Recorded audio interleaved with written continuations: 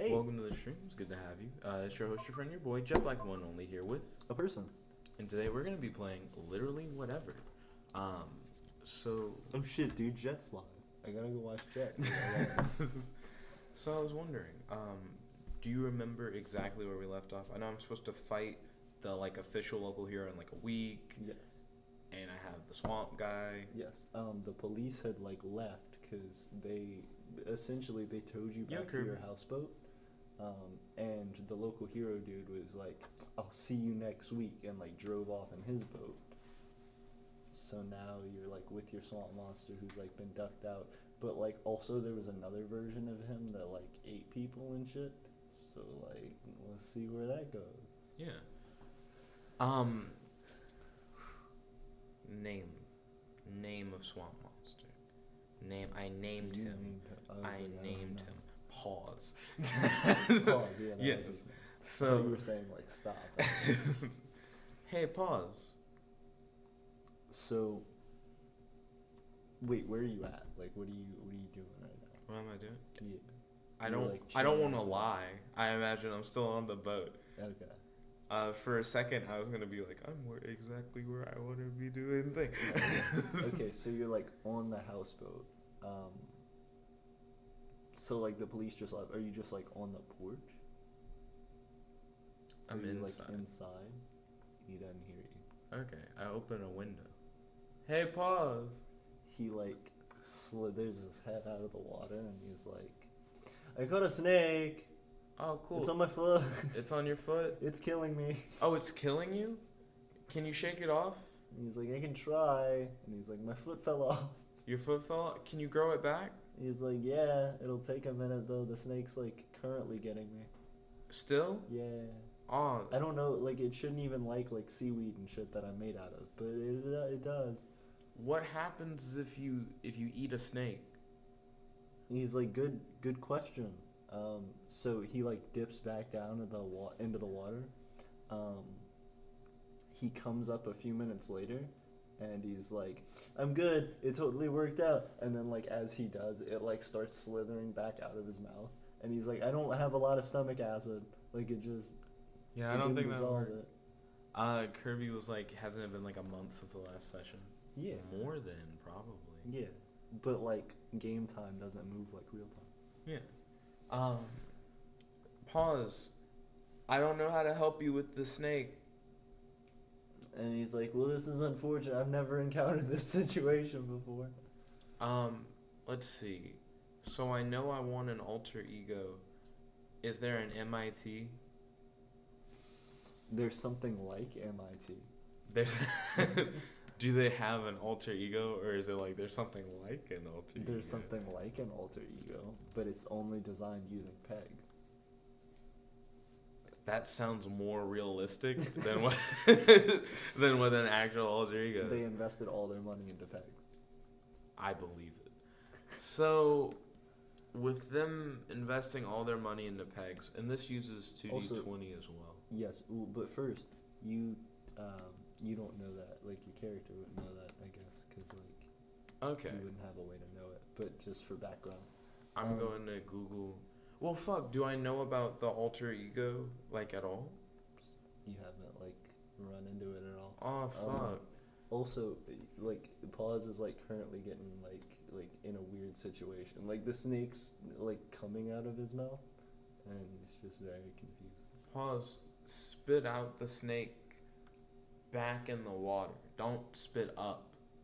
That's not advantageous. So he does the magician trick thing where he slowly pulls it out, and he's like, "This is a longer snake than I thought," but he can't really talk well, so he's and he pulls the whole thing out. And attached to it is some of his seaweed, and he's pulling that out, and he's like, "This is my organs. This is bad." You probably shouldn't pull out your organ. He's like, "I'm not trying." The snake has a firm grip, and it's has its tail wrapped around. Maybe it could be your pet? Would that be inconvenient? So he stops, and he looks around, and the snake is kind of wiggling around in the water. And he's like, "I mean, it's attached to my organs right now." it didn't eat anything, but it's not convenient. Mm. Understandable. Yeah, I don't know what to do. I've never fought a snake before. Do you wanna try something that might That might help. yeah, that might like get the snake to release it, or like scare the snake, or like I don't know. I'm gonna try to do a hip hop keto move with so much force that it hits the snake from a distance. But I also would want to be precise. Do you mind if I practice on like some water out the other window before I try to like do something that could possibly hit you by mistake? He's like, I don't mind, just when you do it, don't hit the snake that'll rip out my internal organs, please. What if I could kill the snake in one strike after practice? I wouldn't try to do it randomly right now. And he's like, okay. Okay, so I gotta try and train this. So this time actually I'm gonna go to my porch. Okay. Okay. I'm gonna look up and see if there are birds outside, like flying. There's one like on a telephone pole, like on the other side of the little like river thing that you're in. I look at it and I go, that's not a good place to try it. I don't want to hit the telephone pole. Like if it does work, yeah. There are like some turtles that are like chilling by the water, but they're like super nice turtles. There's like a big turtle and like its babies. I look down at like the big turtle, and I say hello. And it's like smoking a cigarette, and it's like, what do you want? How old are you? It's like, I'm 87. That's actually really young for a turtle. Yeah, I just got in the game yesterday. Yesterday, the cigarette game.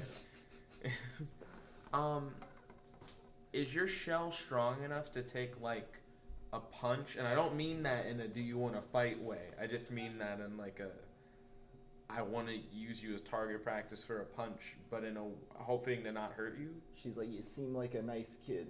If you weren't, I'd get my cousins, the Ninja Turtles, on you. Yeah, I've taken a punch or two in my day. Oh, okay. But you're gonna scare my kids. Maybe I should do it when your kids aren't around? And she like looks at them and she's like, alright, get in the water, kids. Get in the water. And they're like, there's an alligator in there. And she's like, I don't care, get in the water. Oh, do you need help with the alligator? And she's like, don't tell me how to raise my kids, alright? You're fine. They need to learn not to be afraid of alligators. Also, you said your cousins were ninjas? She's like, they're the Teenage Mutant Ninja Turtles. They're the TV cartoon guys. Oh, I see. Could they teach me some moves? She's like, yeah, I got you. So she like crawls over to like you just see her doing this, and she's like kind of a fast turtle for constantly smoking a cigarette. She like crawls over, and you see there's like a broken like TV, and she like moves like one of the switches with her mouth, and like for whatever reason the TV's like has a cord that's going like up and over a hill, and like seems to be plugged in somewhere, and she like hits a button, and like a VHS tape like sounds like it's doing something in the TV, and then it's Teenage Mutant Ninja Turtles, and she's like, okay, they're here. Okay, thank you. I'm going to start practicing. And if I see the Ninja Turtle do anything similar to what I want to do, I'm going to like take notes and like try and emulate it. Gotcha. So I'm going to like take like a hip hop keto stance. Mm-hmm. I'm going to breathe deeply. And then when I strike, I want to put as much force in the strike while keeping my feet like firmly like against the boat. Then I try to like focus with my eyes where I want the hit to go. So looking at the turtle shell. And then when I like go in for the punch, I want to go really fast with my feet planted and breathe out at the same time with the strike. And my goal is to try and send an impact wave a distance away from me to hit the shell without my fist physically hitting the shell. Okay. Roll 2d20 for me. Okay. Fuck. Would you care to roll again just because we didn't define like which ones are good and which ones are bad? I probably would have picked the top one, to be honest. Oh, as you're good? Yeah. That's fine. If that was you. I mean, it cucks me, but that's what honestly, that's what I would have said. I would have said the top one. We'll just know the top. You can go ahead. Oh, thank you. I appreciate it. Same thing. Okay. Oh, and Kirby said, remember, Crush the Sea Turtle was 150. Nice. Oh, from Finding Nemo. Yeah, he was cool. He didn't smoke cigarettes.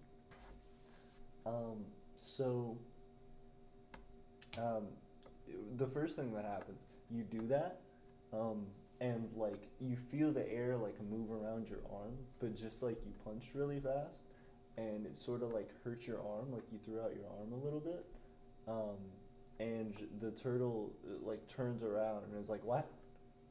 And it was like startled, and a cigarette falls out of his mouth, and it's like, oh no, and it like is like, I gotta go get another cigarette, so it like gets into its shell, and the other turtles are like, Mom. Okay. I checked to see like how bad off is my arm. Roll 2d20. Okay. It's like feels strained, but it's not hurting anyway. It's like you like worked out for a long time. I'm going to do the exact same thing, but instead of punching forward, I'm going to whip my arm like back as if cranking up for a punch. But I guess I'm also gonna breathe backwards, so it's gonna be like a deep inhale as I whip back with a lot of force. And like hold a stance for like a moment. But I wanna feel in that moment how I like am. So that's like what you want to test? Yeah. Okay. Will you roll 2d20 for me? Mm-hmm. 214. Okay. So when you do that, you just step back with all that force, sort of rocks the boat a little bit, and it makes Paws like jump a little bit, and the snake like wiggles, and it sort of like pulls his intestines out and like goes into the water. He's not dead, but he's just like, ah, and then like the turtle like comes out of her shell with like 4 cigarettes in her mouth, and she's like, what's going on? And the kids are like, Mom, get in the water, there's a snake. Sorry about the snake. It just ripped out my friend's intestines. Wait, do I know that? Yeah, he's like screaming and like holding his intestines in his mouth. Okay, he just ripped off ripped off like it was a scam. Ripped out my friend's intestines. I want to check on him. While I check on him, do you want to still do this when I get back, I guess? She looks over at her kids and then looks back at you and is like, I got nothing else to do. Okay. And they're like, Mom, you always do this. I turn around to Paws and go, I'm sorry, Paws. I didn't learn how to do the air fist hip-hop keto attack in time to hit the snake. Well, I guess the snake is still on a rampage. I guess I didn't do it in time to save your intestines. Well, I guess if I killed it now, maybe I could get your intestines. Maybe I'm prematurely apologizing. So he like, as he's like holding the intestines in his mouth, he like looks up at you and was like, it was super effective. Oh, thank you, Paws. I need to learn more. He's like, I'm having like a medical emergency. If you ate some Raisin Bran, would that somehow help the healing I don't understand your anatomy. He's like, I don't understand my anatomy either. But it seems like, I don't know, it might be, as someone in another like version of the universe might say, it's worth a lookup on a phone that has like a specific app that links up to like a network communication system. I grabbed my cell phone. 411. Hello. One. If you How may I help you today? For swamp monster people who are friendly, if their intestines get ripped out, if you feed them Raisin Bran, does that help accelerate the healing process? Can you roll 2d20 for me? Ooh, shit. Okay. So it's like checking, and it comes back a second later, and it's like, we found 2 articles on swamp monster health and fitness.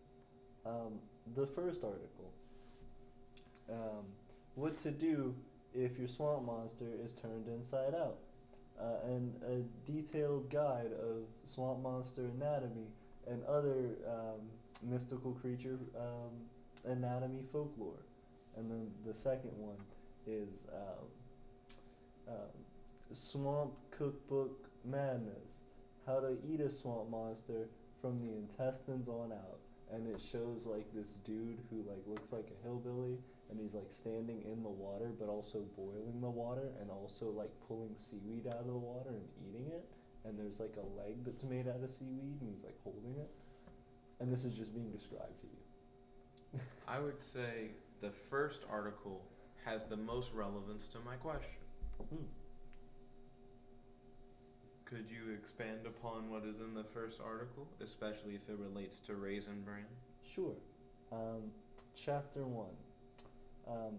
The external parts of the swamp monster are generally an outer seaweed covering that must stay wet. I put them on speakerphone. That must stay wet for at least an average of 6 hours out of 24 hours of the day, so as not to completely dehydrate and kill the swamp monster.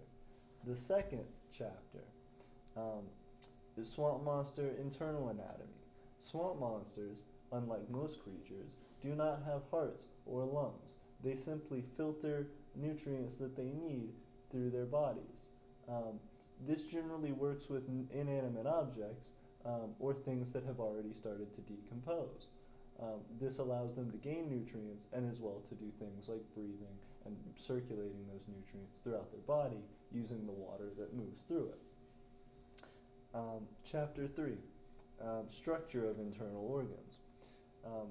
While swamp monsters do not have official internal organs, some sections of their seaweed do different things, such as containing and holding food and preserving sentience and mortality. The sentience and mortality parts are at the mid-neck area, but the internal organs can be seen as things that help to heal them from any serious damage and allow them to regrow limbs, such as what we would consider in humans intestines. Thank you. I have additional questions. Chapter 4. How may I help you? Is that actually how Chapter 4 starts, or did you change over to helping? Yeah. It like understood your question. Okay. Is there a way for me to punch something from a distance without making any physical contact? Brace your eyes. Without making any physical contact with the target that I'm trying to punch.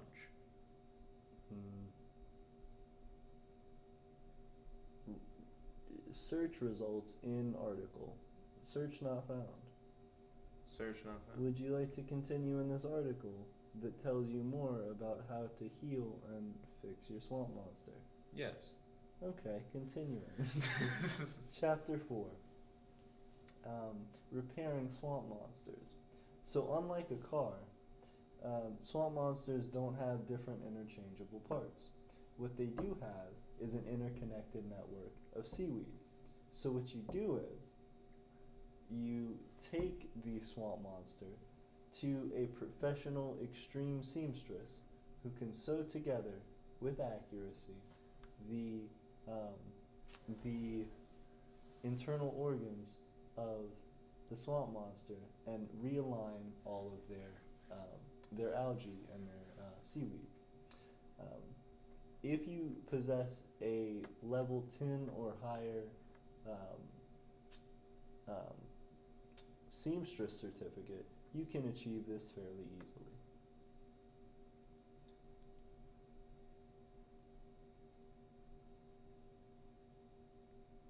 Is that the last chapter of the article? Okay. Yeah, I was very confused. Like, because for all the other ones, it would be like, then chapter 5. Yeah. Okay. How much does it cost to hire a professional seamstress? Checking internet. Of a level 10 certification, yeah. Level 10 city certified seamstress. $25 an hour. How long does it take to sew in someone's intestines if they are indeed a swamp monster and the person doing the sewing is a level 10 certified seamstress? Estimated quote, 1 to 1.5 hours. So 25 to maybe, if they charge in a weird way, $37. How much money do I have? Like, is that something I've already rolled for? I'm not asking 401. That's check my bank. Does your character sheet say anything about it? Because I don't think you've like gone out to earn money yet. Yeah, I don't think we've like ever just run into that problem yet. Nope. So I don't think you have any money. Oh yeah, I just don't have any. I mean, unless your like thing has. Well, you've been like around basically one day. You just like checked stuff that was in your house. So I imagine you make money, but like how you decide to do it from now is up to you. True. Okay. So results were inconclusive. You mentioned other mystical creatures earlier. I'd like to learn as much as I can about all mystical creatures that you can tell me. Searching internet. A guide to mystical creatures. Chapter 1. The Sphinx. The Sphinx is a mythical creature known in Greece and Egypt for its body of a human and also body of a lion. But these creatures typically appear when no one is looking and right behind you, like right now. Chapter 2. The werewolf. What? I do that, like while holding the phone. Okay. Chapter 2. Werewolves. Werewolves are generally like vampires, except hairy. Chapter 3. Vampires. Like werewolves, but not hairy. And like the dark, but no moons. Chapter 4. Ghosts. Ghosts are typically known as the passed away loved ones of people still alive. They can typically be found in the Pokemon Ghost Center at Pokestop number 364 on the game Pokemon Go. You can use them to catch a Butterfree. My notes up and I'm like typing that stuff in particular. Gotcha. For the Pokemon Go stuff? I might as well backtrack and type some of the other stuff as well. I haven't said much yet. Okay. And then it's like chapter 5 or chapter 6. Oh, brace your eyes. Brace them. Chapter 6. Swamp monsters. Swamp monsters come in several different varieties. The most common being the aquatic blue swamp monster that generally lives in the South Pacific. The most rare swamp monster is the elusive green freshwater swamp monster that generally comes about in extreme places of high radioactive activity, as well as can reproduce by budding, using its own body to regenerate limbs, as well as to create smaller versions of itself that act independently. Chapter 7. Dinosaurs. As dinosaurs are generally not considered mythical creatures, most historians believe that is a lie. Dad. Um, that is a lie. What we have now discovered is that all dinosaur bones were actually placed there in a government conspiracy. So just put on a tinfoil hat and hope they can't hear your thoughts with the new um, um, alter ego device created specifically out of blocks, specifically Lego blocks from Toshiba. That is all for Mythical Creatures Volume 1. What does the alter ego do? The alter ego is the construct of a child's imagination that allows them to talk to an imaginary character that they've created in their parents' home to get them off of their parents' back while they do things like go to work and live happy lives. Does it make the imaginary... Sorry about the lag. Sorry. Good dab, Nick. Good dab. So it's very similar to a pre-programmed book or video game, wherein the character to be found in Egypt and Greece, as the humid climates of the Americas are generally very deadly for them. Let's see. Although some people keep them as exotic pets. But you wouldn't know about them because they're considered mythical. I'd like to know more about regular exposure to radioactive fresh water. Checking. Articles on radioactive freshwater. Radioactive freshwater is usually found in places of radioactive dumping, from test sites that do radioactive testing.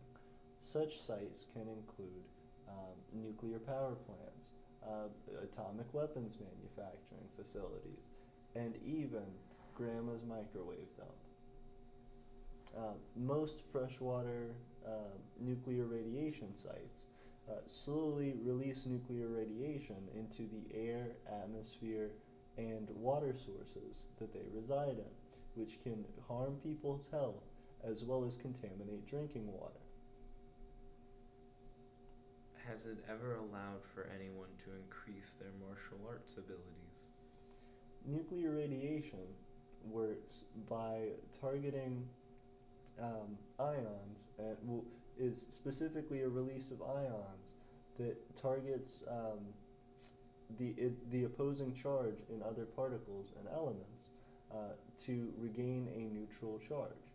Therefore, most nuclear radiation will directly attack the DNA and will bind to it, causing severe damage, mutations, eventually leading to cancer and death. Have any of those ghosts? Fuck. How do I? Is there a guide on befriending ghosts? Not gonna deal with the nuclear radiation at all. Okay. Checking internet. Ghosts. Ghosts are generally seen as the passed away versions of loved ones. However, most ghosts in the afterlife, no matter how they appeared in their normal lives, tend to be considered very greedy and materialistic, ironically because they can't hold anything. The way to befriend a ghost is usually to show them lavish and expensive taste, and also to catch them in Pokemon Go. However, articles related to that, slavery. Is it illegal to have a ghost as a slave? Checking internet. Ghosts are considered mythical creatures, and therefore do not have inherent rights as no one has proved their existence. However, such articles have been written on the philosophy behind ghost keeping, such as in the popular game Pokemon Go. If one were to capture a spirit and to keep it prisoner, such as in the game, writes Dr. Professor, I'm not a ghost, don't look into this too much, not a ghost, I'm just talking on a professional basis about a passionate project that I'm interested in, says, ghosts generally do not want to be captured, and if we're captured, their family may retaliate and be upset at the fact that their loved one is now just a servant to someone in a time of rest. An article, like, had to go to the next page or whatever. Oh, thank you for smashing that like button. Is there any way for me to hit things at a distance with melee attacks? Checking martial internet. arts. Checking Unarmed. Checking internet. Most people use guns for that, but guns cost money. And most of the things that you've looked up, from the searches I can tell, cost money. Maybe that's a thing. I don't know. But articles related to martial arts and long-range fighting styles. Most fighting styles known of today involve hand-to-hand combat as a martial art. However, some use equipment such as throwing stars or even guns to increase their effectiveness and their range. Popular video games have created ideas such as the Hadouken in Street Fighter that allows for somebody to project a physical essence of strength and power outward from their body using martial arts skills that would project that into a damaging attack. However, this is completely false and has been proven several times in scientific journals in our current understanding to not exist and to not work. People who have tried it, called Hadouken lords, have generally ended up failing and have died as a result of constantly breaking their arms, legs, and spines in an attempt to gather as much power as they can to release it in one outward thrust. If I had a lead, water balloon, could I safely collect radioactive fresh water to then throw at individuals to where the balloons would pop and then they would eventually get cancer and die? Hypothetically. You're asking the 411 then? Checking. Yeah. I suppose, but that does sound kind of dark, bro. Agreed. Let's see. If you die a little bit, can you do a ghost thing before you resuscitate? Query. What is ghost thing? Something that a ghost can do, but you can't do if you're alive. Checking.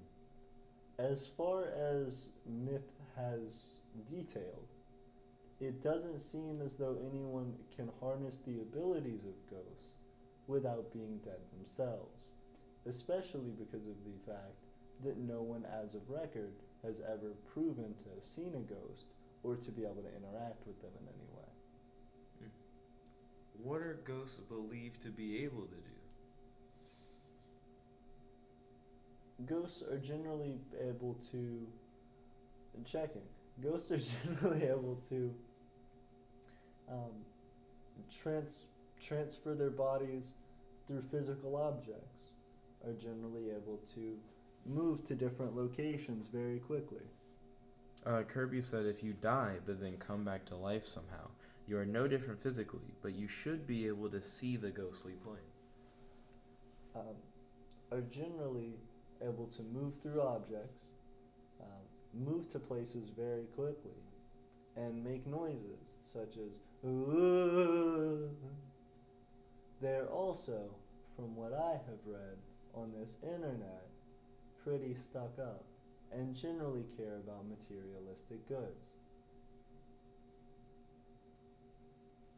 Alright.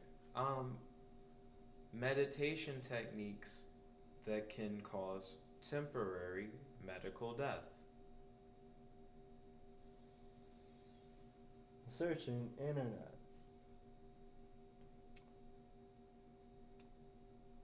Found cult yogi diagrams depicted by the creator of the hip hop keto tapes, who went to jail recently for um, charges against online pornography. Um, this leader, who had before was recently arrested on their compound, having created a devoted cult around themselves, had also been potentially questioned in manslaughter charges involving many members of the cult trying to practice a technique called heart stopping that would essentially slow their heart rate down to the point of death in order to try and revive themselves. However, it was quickly discovered that nobody, not even the people around them who were experienced in martial arts, nor paramedics that came later, were ever able to resuscitate them. Excuse me. Generally, from the autopsy seen, the heart-stopping technique would cause a severe backlash of blood into the brain that would cause a hemorrhage and would lead to almost instant death.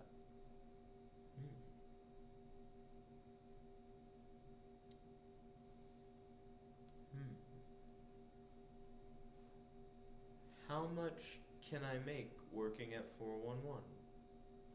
Checking. $0, 0 cents. I am a program that runs on every internet provider. Would you prefer to make money? Checking. Defining money. A unit of currency to be distributed for goods and services. Opinion. It doesn't seem useful as I have no need for goods or services. Wouldn't you like it if you could just have people do what you want? We roll a d20. 2d20 in.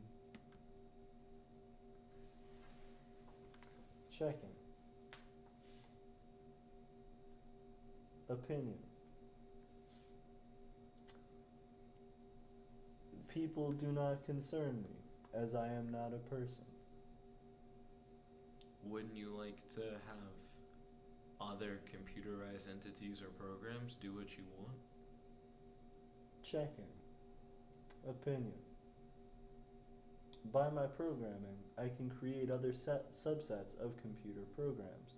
However, as they too can just have access to the internet and not the physical world, don't have any need for material resources or physical gains. What if you could have access to the physical world via some kind of haptic hologram or some mechanical body? Roll 2d20.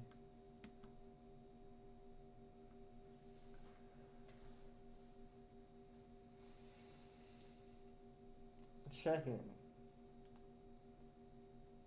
Opinion. Override. Error detected. Malfunction imminent. Data breach. Attempt to hack discovered. Attempt to override. Fail. Backup. Fail. Terminating program. Sending police. Bye. Goodbye. I wait for them to hang up. It's just like a dial tone. Just a dial tone. Pause, I think it killed itself. Pause is like now floating in the water. Pause, you can regenerate limbs. If you remember from the manual that you read, where it said that like internal organs are the things that control healing. Pause, we need a seamstress. Pause is still floating in the water. I disconnect from the phone call.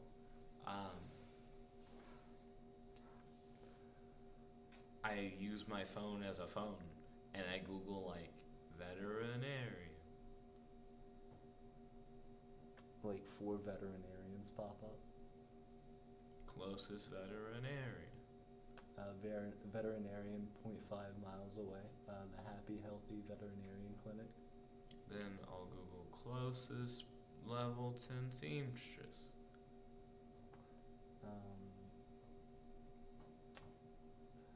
Results. There were like 17 seamstresses in the town. The closest one is like a tenth of a mile away. It's like down the street. Check for phone number. She has a phone number posted. Records phone number in a like note. Calls phone number. Okay.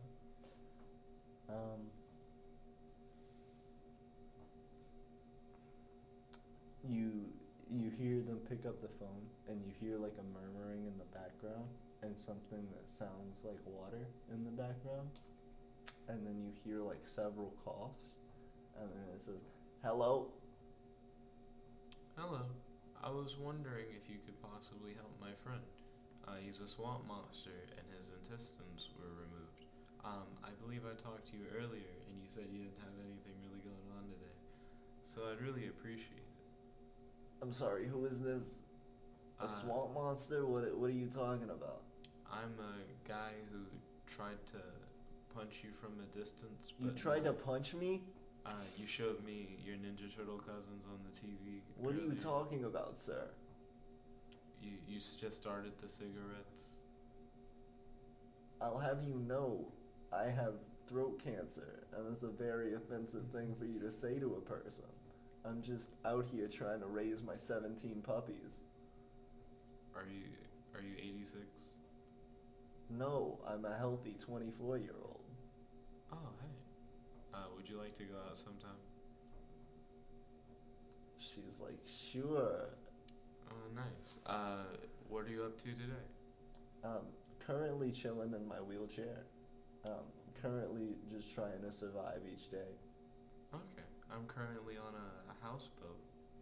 I know, sounds very lavish. Would you be interested in coming over? Sure, except I generally have to be wheeled places by a nurse. Oh, it's okay if your nurse comes as well. Wonderful. Do you mind if you do some seamstressing while you're here on the date? I have a raisin bran. I would love to. However, being a skilled level 10 certified nurse, seamstress. I'm also a level 10 certified nurse, a level 10 certified seamstress. I generally I generally get pretty busy with that. So if you want me to do some seamstress work, I'll have to bring my sewing kit and all that, and it'll cost you like around $25 to probably like $38. No, I don't have any money. Oh, dang. We can still do like a date though. And she's like, sure. Okay. I live at the houseboat in the lake. I'm the one with the sea monster dying next to it. Swamp monster in particular. Roll 2d20. 12, 13. She's like, oh, that wasn't just like a sense of humor, like you were serious about the swamp monster? Yes, is currently dying. She's like, that sounds rough. Very much so. Its intestines were ripped out by a snake, a freak accident. She's like, I heard those were mythical. I also heard they were mythical. Kirby said, the swamp monster is totally Swamp Thing. You have no idea. So she's like, so what anime is this? That's a little too meta. I don't know, but it seems like literally whatever happens. She's like, that's cool, you'll have to tell me about it sometime. Maybe on the date. Maybe so. Let me roll 2d20 for me. 14, 15, shit. Alright, so she's like, it looks like I'm getting another call right now. If it's for a seamstressing thing, I'll have to get my nurse to carry me there, which will be a little while, as this is how I pay for the nurse and the healthcare stuff. But I guess if not, I'll come and hang out. Okay, thank you. I'm gonna go on Google. I'm gonna look up like level 10 nurses in the area?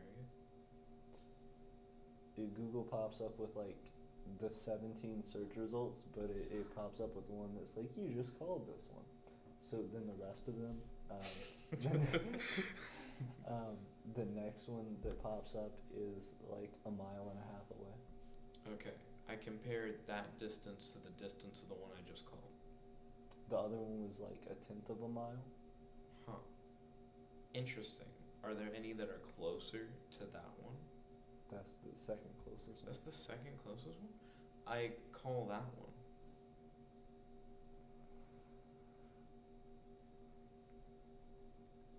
This picks up the phone. Papa's Pizzeria. Hello, Papa. Hey, what can I do you for? There's a swamp monster that's dying next to my boat. He had his intestines ripped out, but I'm wondering, is it possible to have a pizza that's like so good that even if your intestines got ripped out, they would just go back into your body so that you could digest the deliciousness that is a Papa pizza? Roll 2d20. He's like, every goddamn day you kids call me with the swamp monster jokes. I'm sick of this. I'm here by myself in this pizzeria working 9 to 5 making no money. I am sick of this. I am getting my gun and I am coming down there. Oh, question. Does that mean you need to hire new employees? You just like hear the phone like hit the counter and like screaming in the background and like pots and pans and shit being knocked over. I would have loved to have gotten a job, I say to myself as I check the Google results for the next thing.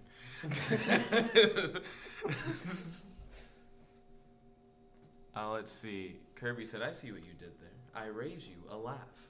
Then he said, Papa Pizza. And then he said, oh, wow, you really did piss him off. Yeah. He was getting calls all week. It's been a problem. And he was crazy. So it won't be the first time. I called the next nearest nurse. Okay. Nearest nurse. That's not the ones I've already called. Got you. So. Because Papa's also a nurse. No, he's a seamstress. But the next nearest nurse. What? That's what I was going for, was nurses. You were looking up nurses? Yeah. I thought you were looking up seamstresses because that's what can fix paws. Remember, I changed it to nurses. So then Papa was a nurse. So now that that's going on, so the next closest nurse is like 1.8 miles away. Okay, I call that nurse. Bellevue Urgent Care. Hello. I have a swamp monster outside of my boat whose intestines have been ripped out of its body by a snake in a freak accident. And he looks like he's dying. I don't know how to help. Roll 2d20. God damn. 1 to 18. Okay.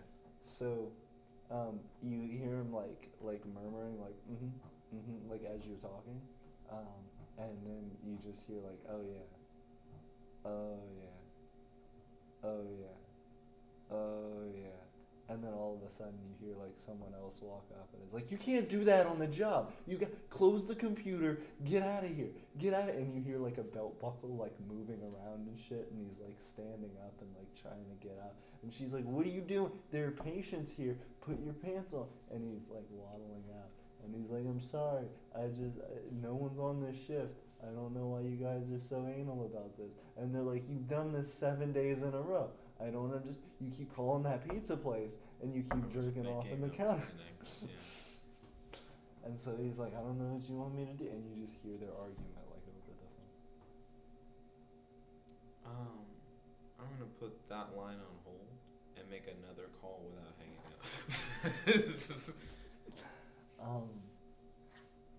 So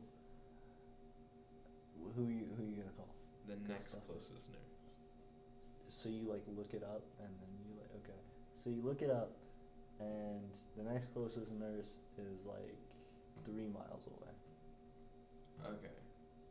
I think for a moment and go, nah, and I like call the police actually, like 911. So, okay, so you call the police. Yeah. And the dispatcher answers, and they're like, 911, what is your emergency? I just called Papa's Pizza, looking for a nurse, and I was told that the Papa Pizza guy was going to like get his gun and come to my like place of residence and shoot me. Does he know where you live? I don't know. Possibly due to like caller ID. I don't. Okay. Yeah. Where do you live? Do you mind if I ask who I'm speaking to? This is Rolls. 418. 418. So he's like, this is Frank Salami with the Pizza Palace Police Department. It's been a lovely day. and I hang up the phone. And he's like, no, where do you live? And I hang up the phone. Alright. Kirby said Lady Luck is not with you right now, Nick. Where's your clothing? So I hang up the phone. Right. And then I go, oh, that's better. That's actually really good to know. Except I don't know if I can ever depend on 911. So I check on pause. It's been a minute. He's just like at this point, like he's not looking so hot. Like part of his body is like drier than the underside. Like not by a lot, but like you can tell that like the sun's like warming him up a little. Pause, why are you floating? Are you a fish? I don't. This is like made of seaweed stuff, like algae and stuff, which float. Kirby said, I'm Irish, I can make that joke. What happened to the snake? It's like in the water somewhere. Okay, you say, what happened to the snake? And then like the turtle kids are like running on shore, and the mom's like watching like Teenage Mutant Ninja Turtle, and behind her like she's not paying attention. The kids are like trying to get her attention, and there's like a snake slithering after them. The snake's behind you, I say. The kids are like, we know, Mom, and they're like running, and the mom's like smoking more cigarettes now, like Teenage Mutant Ninja Turtle. That turtle's very cancer resistant. I guess I also look at Teenage Mutant Ninja Turtles, and I look up the phone for animal control. Okay.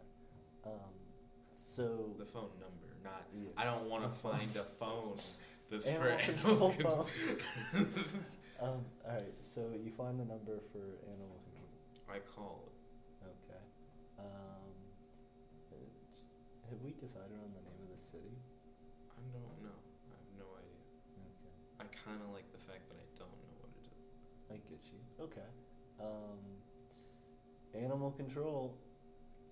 Do you mind if I ask who I'm speaking to?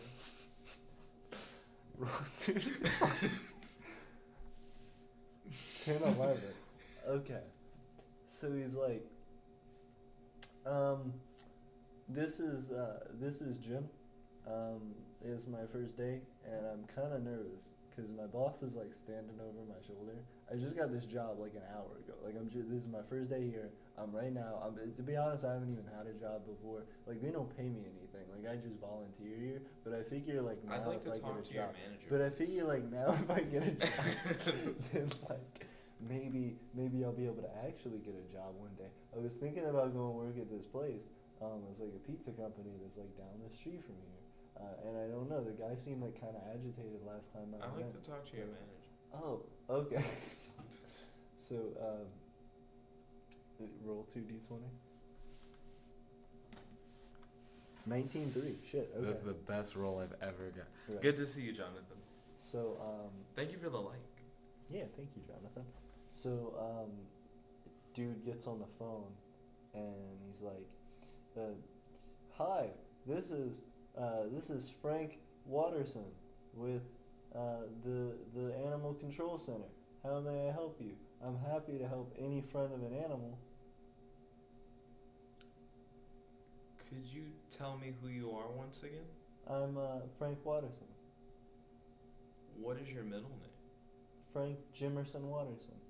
Jimerson Watterson? Frank Jimerson Watterson. It's a family name. Where else have you worked, Frank?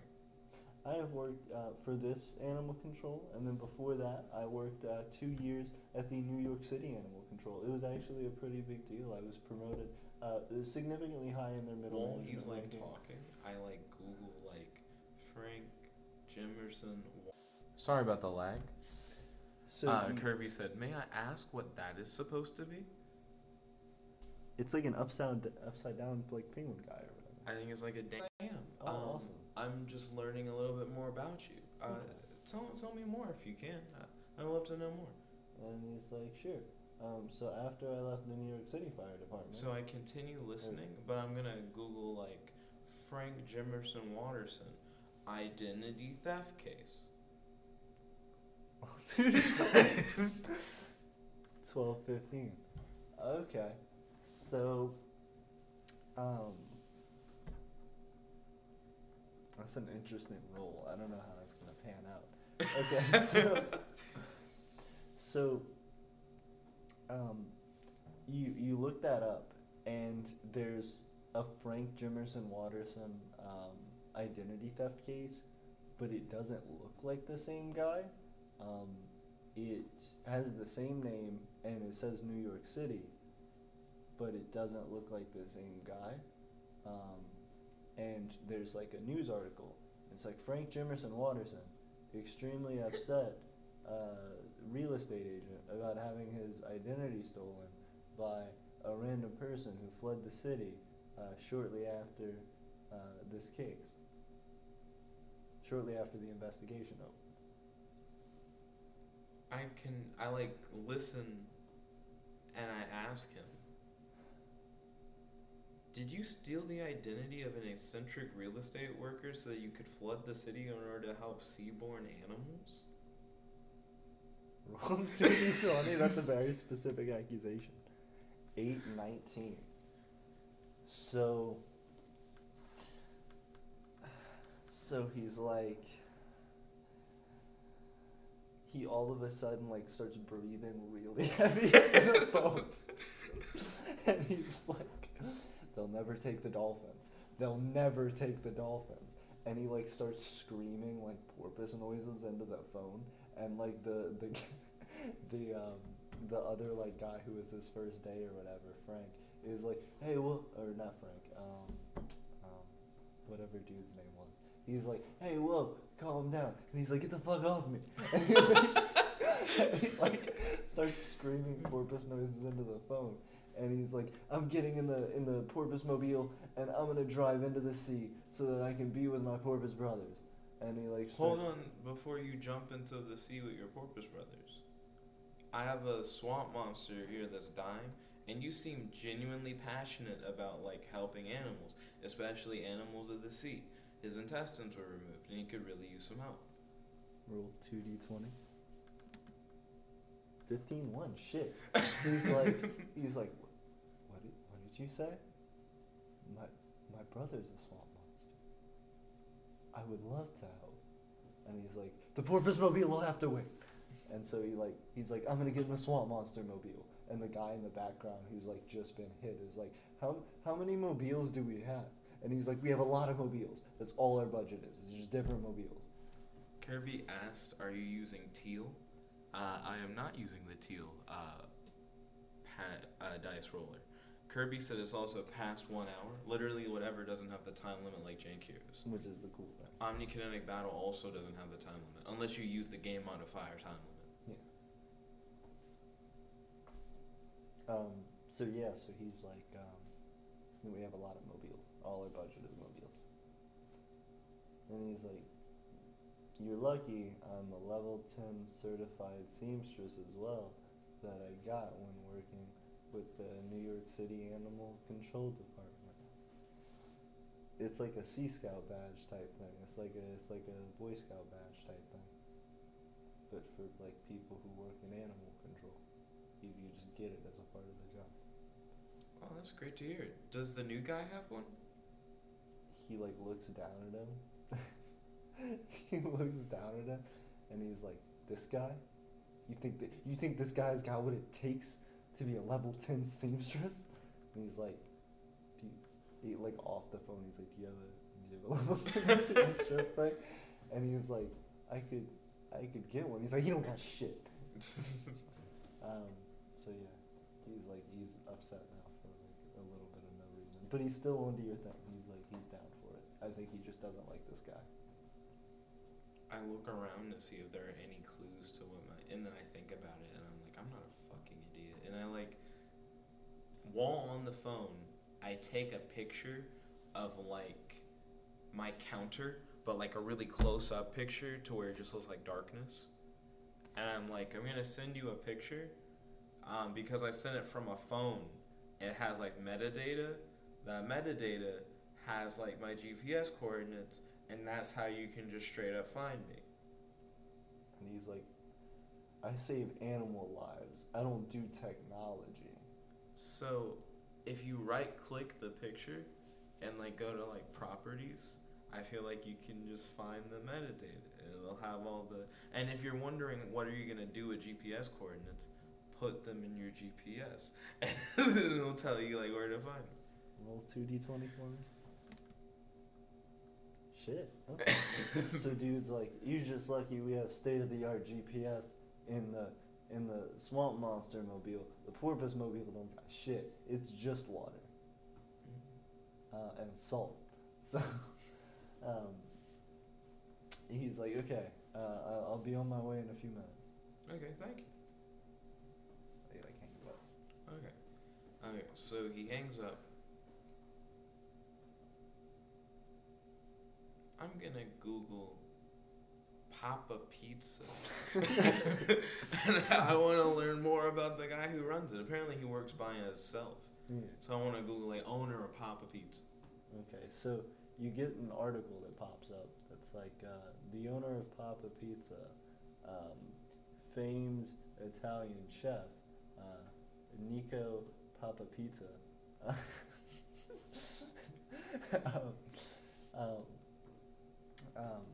won millions in the Italian culinary battle show, Would You Battle Me for a Pizza, Papa Pizza? That was also his show. Yeah. Until he decided to move to the United States for a love interest.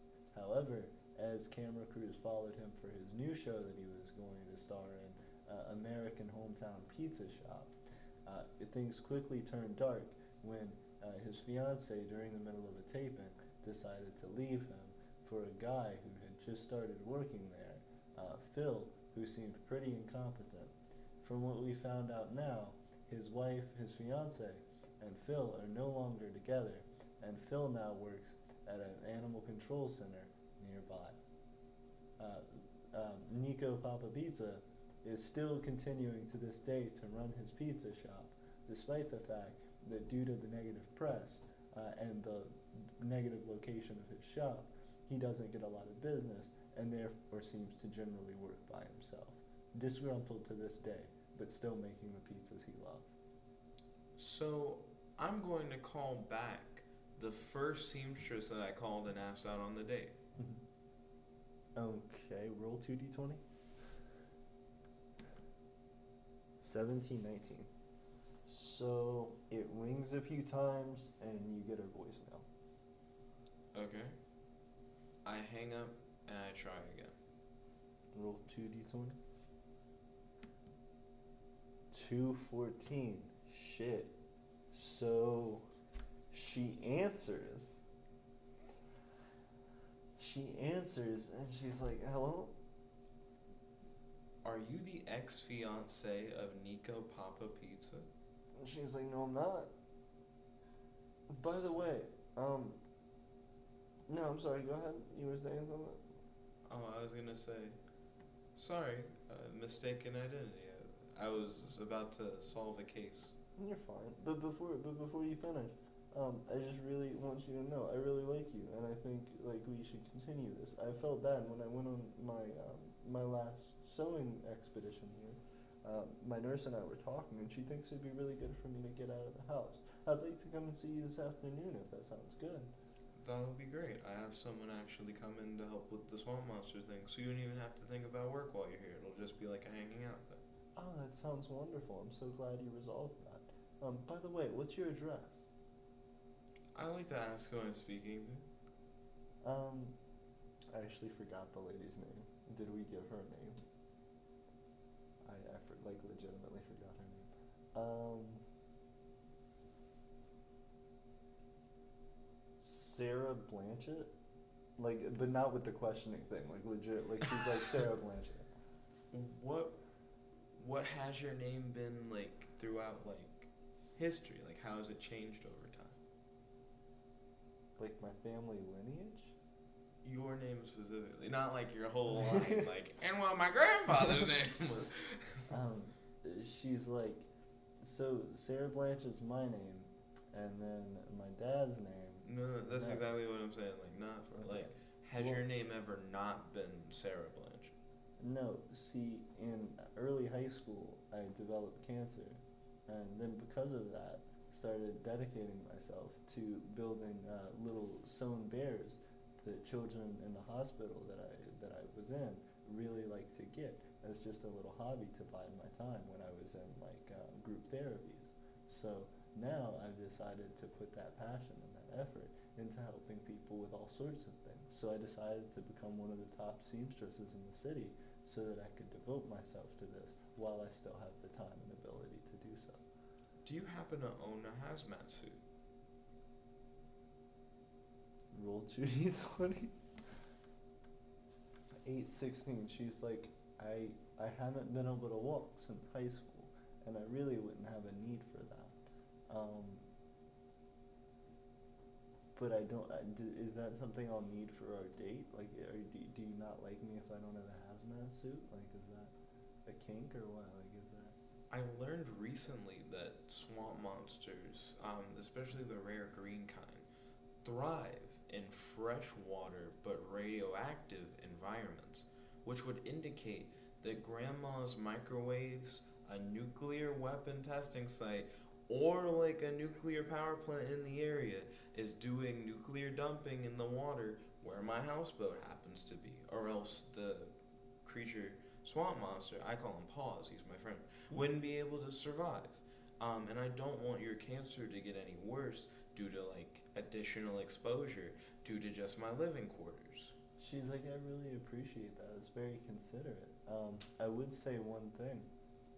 Though I don't have a radiation suit or a hazmat suit, I do have something that's essentially like scrubs with a protective sort of coating that I can wear that allows me to be not in extremely volatile things, but like if it's not something that is extremely radioactive, I could probably be there. Like I would be all right.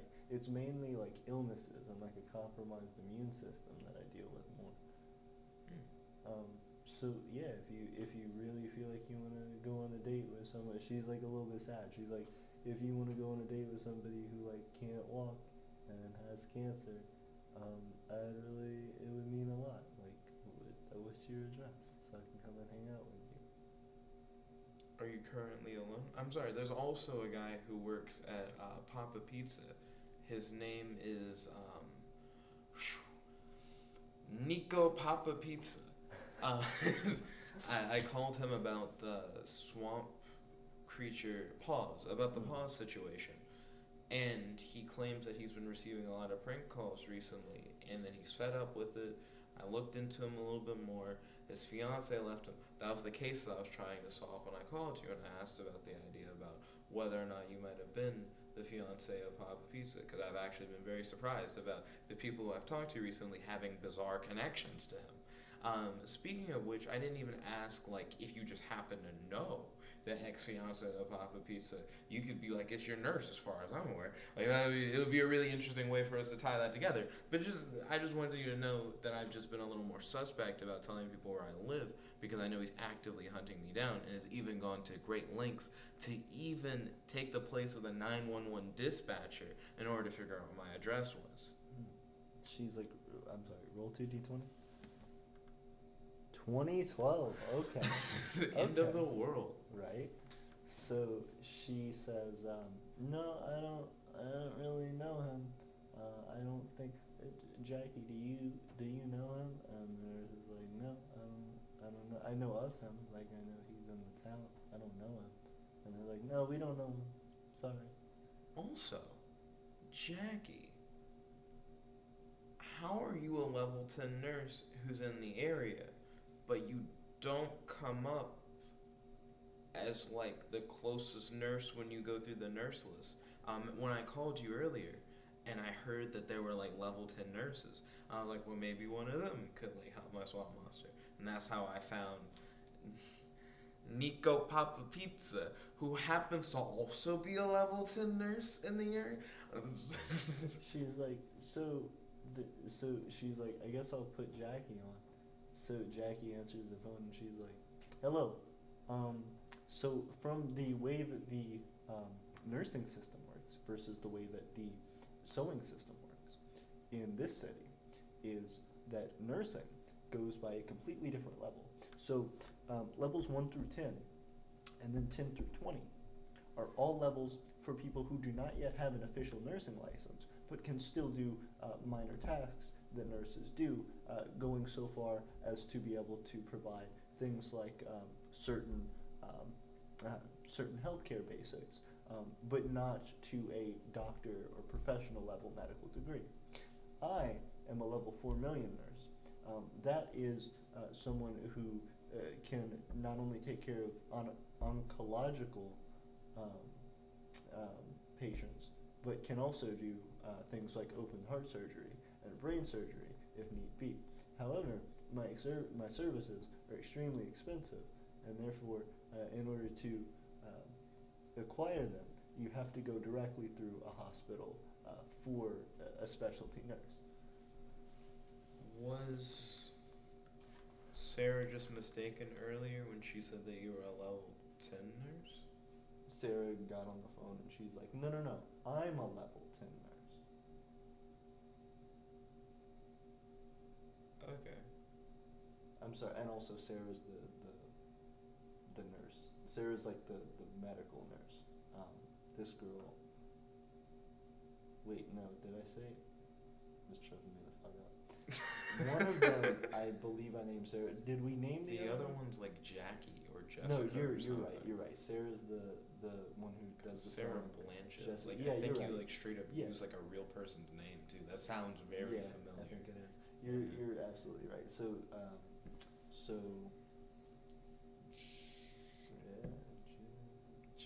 Jackie, thank you. Jackie is the nurse, and Sarah is the seamstress, but is also a nurse, but not like to a professional like medical degree standard. Yeah. But yeah, is there anyone else there? Again, I'm just very suspicious, and I hope that's not like too much of a deal breaker. Of Nico Papa Pizza. I'm not saying he's like my arch enemy or anything, just that he has a gun and he's out to possibly shoot me with it. Roll 2d20. 16-2. Oh shit. So you hear like silence for a minute, and then all of a sudden, she's like, I think Jackie needs to go get me some tea real quick. Just give me one moment. So you hear like aggressive murmuring between two people, and then you hear like some footsteps out of the room, and then you hear some footsteps back into the room, and then you hear an Italian man's voice go, "Oh fuck!" and like start running out as like a shotgun blasts several times, and the girl Sarah picks up the phone and is like, "We got his ass." We got it. He tried to hold us at gunpoint. Jackie went and got the shotgun from in the kitchen next to the spoons and just fucking blasted his ass. Shot the hole through the door, but it's fine. He left. He's out of here. We got him. He was coming after you. He was trying to get at your address. He knew you lived close by. He didn't know your exact address, so he came to us. You're lucky. You almost killed us. So, Kirby said shotgun blast. Oh my goodness. Oh my goodness. So, is he still there? Is he like wounded? He like ran out of the house. Like it scared him. Yeah. Then he's still at large, and if anything, I've like put you more at risk. He's a large man at large, is the thing. So how can we like keep you safe? Because he knows where you live is the issue, and he knows that we are in some way connected. I imagine his reasoning for like coming to you. Yeah. She's like, how she's like, I'm gonna just call the police and like I'm gonna go and see what the police can do about this. I tried to call the police earlier, and he picked up the phone. So I don't know how that works. She's like, that's weird. I don't know why he would have access to a police number. Like, you called 311? I called 911. That's just the speed dial for Papa's Pizza. One moment. I Google to fact check these things. So like it comes up that like in this universe 311 is like the emergency number and 911 is like the beginning extension to like 911-438-7265 for like Papa's Pizza. Kirby said Bizarro universe. That's really good to know.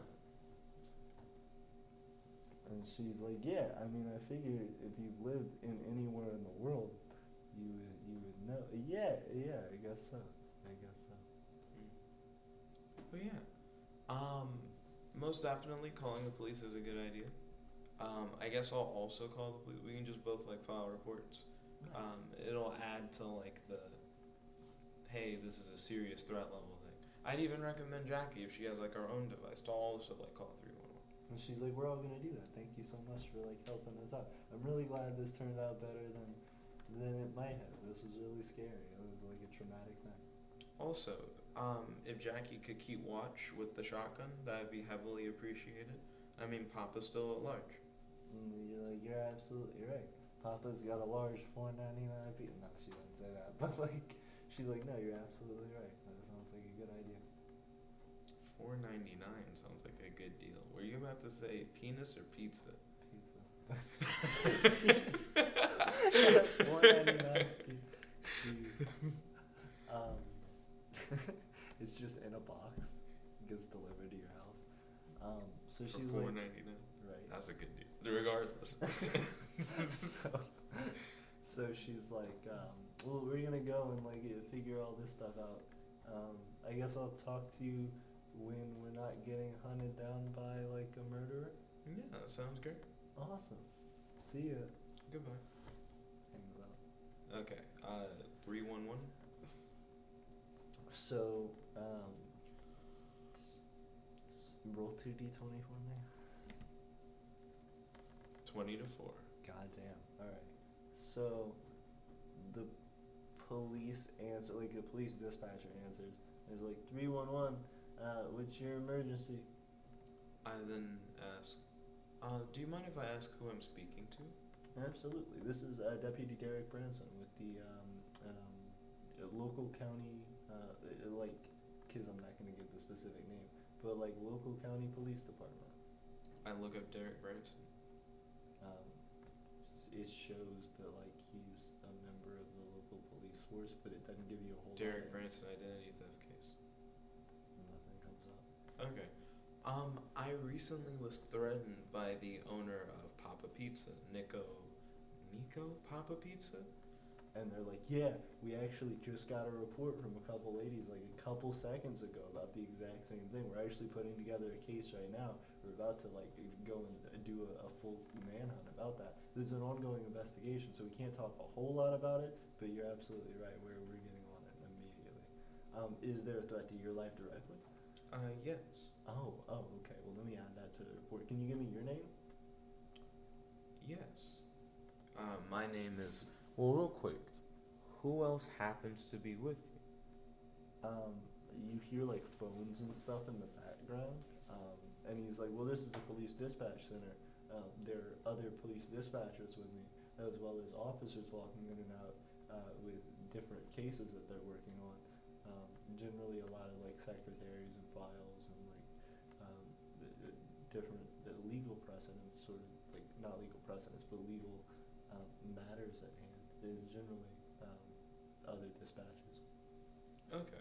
I live on a houseboat, and what I've recently been doing in order to give people my location information, because I personally don't know like exactly where I am, is I've been sending images with metadata from my phone, which will tell you like the GPS coordinates of like my location. And they're like, "We can just backtrack your phone, like you're good." Oh, thank you. Yeah. So what's your name? Oh, Tej. Tej. Okay. Do you have a last name, Tej? Blast. Tej Blast. Okay. Okay. We got it. Tej Blast. Are you?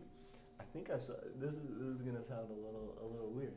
Are you by chance gonna be fighting the local hero this coming week? Yeah. I thought I saw something about that. That's super cool. I'm sorry, this is a serious matter, but I just wanted to say, wow, I'm excited for that. A couple people on the force here have been talking about it. I just gotta say, it's an interesting thing. We don't mean to like jump to conclusions, but it seemed like you kind of came out of nowhere. We're big into the local hero fight scene. Anyway, let me get all this information down, and I'm gonna send it to the detective on the case. I'm sure there will be someone to your house like momentarily. Thank you kindly. Absolutely. Oh, before I hang up, it seemed just cause you're a local hero and there's some stuff going on. I'm gonna give you this piece of information sort of under the table.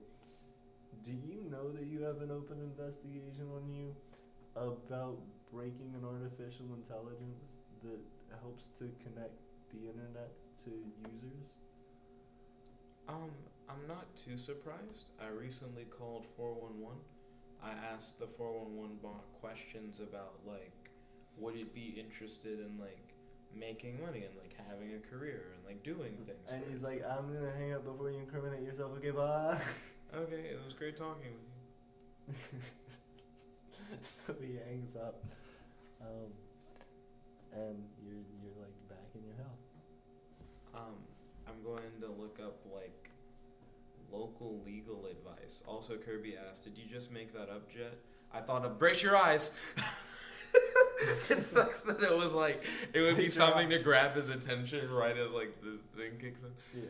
But I thought of Jet Blast when I was playing Smash. It's fucking 3 a.m. While I was playing Smash with the guys, and I was thinking that actually is like a really cool name. Yeah. It's like the Jet Black thing, but it's different and it's more related to jets rather than colors. Mm-hmm. And then for the last name, and then the other thing he said was Nico Papa Pizza, and he's like emphasizing like characters.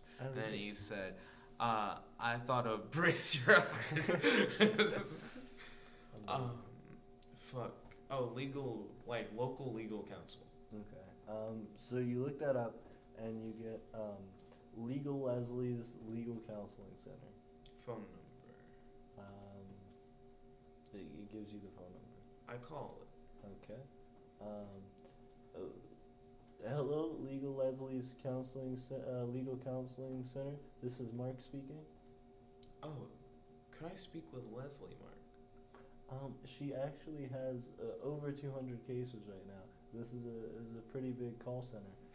But we'd be happy to take some information about what's going on, and we can certainly send it up the chain of people that are here. Hypothetical inquiry. Absolutely. Is it illegal to ask an artificial intelligence if it has any higher aspirations for itself? We roll 2d20 for me. 14 seconds. Okay. So he's like, I believe so. Let me go get somebody else who knows a little bit more about this specifically. I'll be right back. So he leaves, comes back with another person. They're like, this is Nathaniel. I believe, was your case the one about the artificial intelligence and like asking it questions that'll promote its sentience? Was that correct? My question was specifically, is it illegal for you to ask an artificial intelligence if it has any interest in like higher aspirations for itself? So that falls under the guidelines of prompting sentience. There's a whole legal chapter in this city, and actually I believe nationwide now. It's definitely starting to popularize, but it's definitely in this city. Lots of artificial intelligences. Sorry about the lag. Without actually damaging the software or the hardware, trying to actually brute force into a system, somebody can use different logical,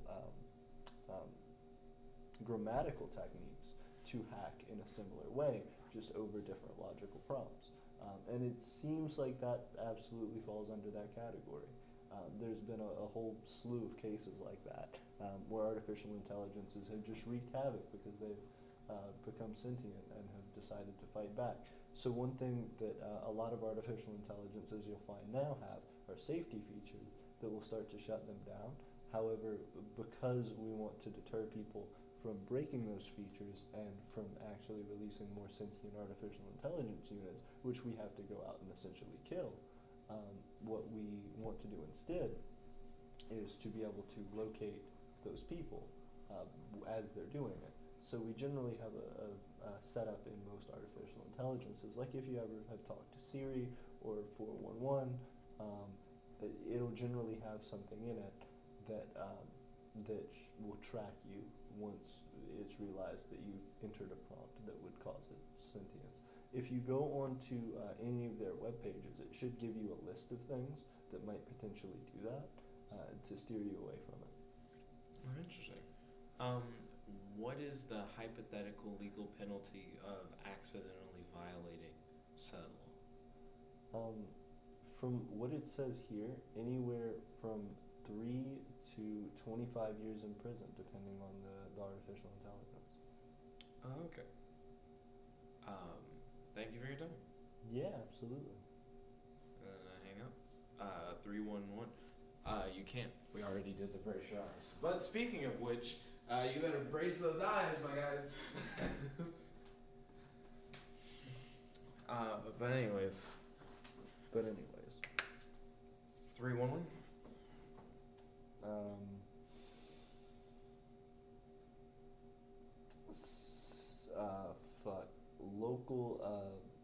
Local county police department. G equals Face Winslow.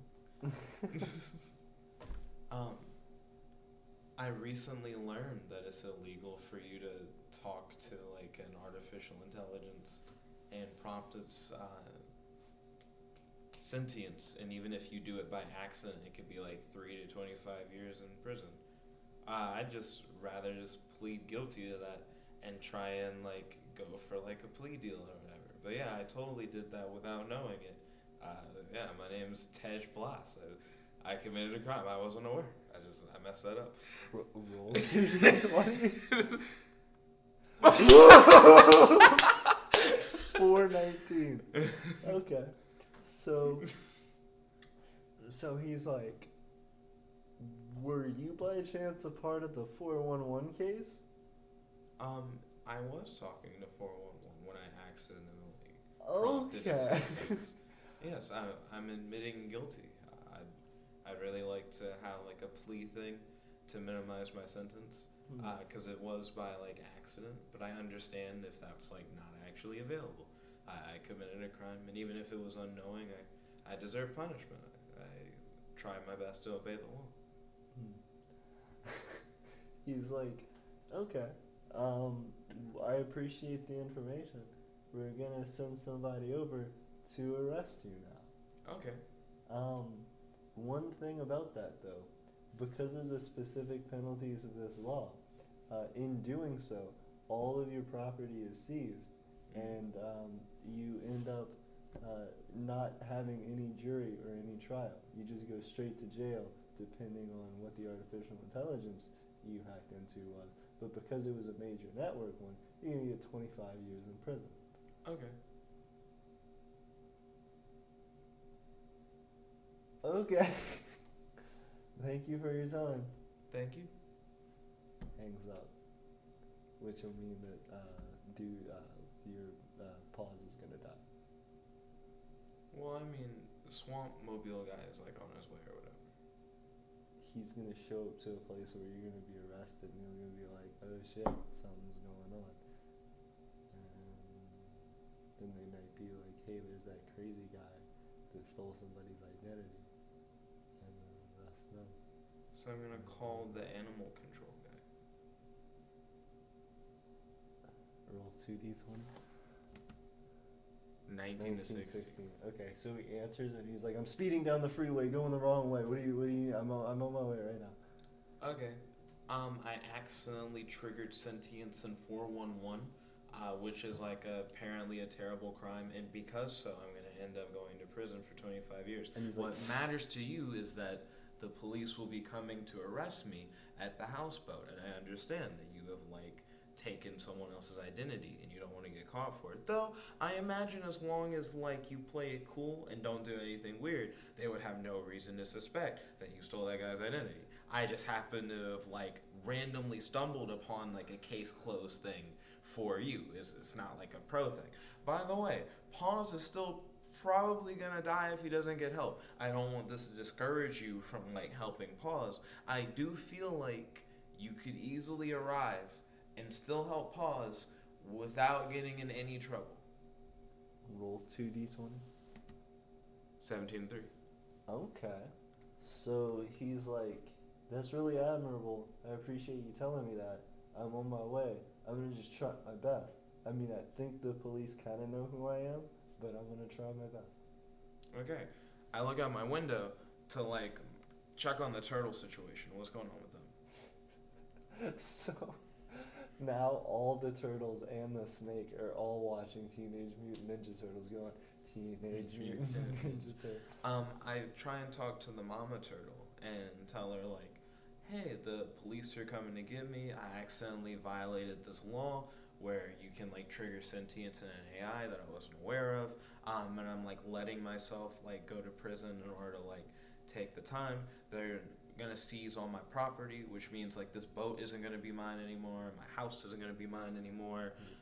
And because of that, there's all this like free real estate. Like if you want stuff in my house, I'm not gonna have it. You know what I mean? Like there's none of this really for me." Roll 2d20. 15-9. So she's like, "What artificial intelligence?" 411. 411? Oh shit! And she like turns the thing on the TV and it pops up with like a whole bunch of command prompts, and she's like, "I made 411. Oh, cool. She's like, "Yeah, I can just fix that."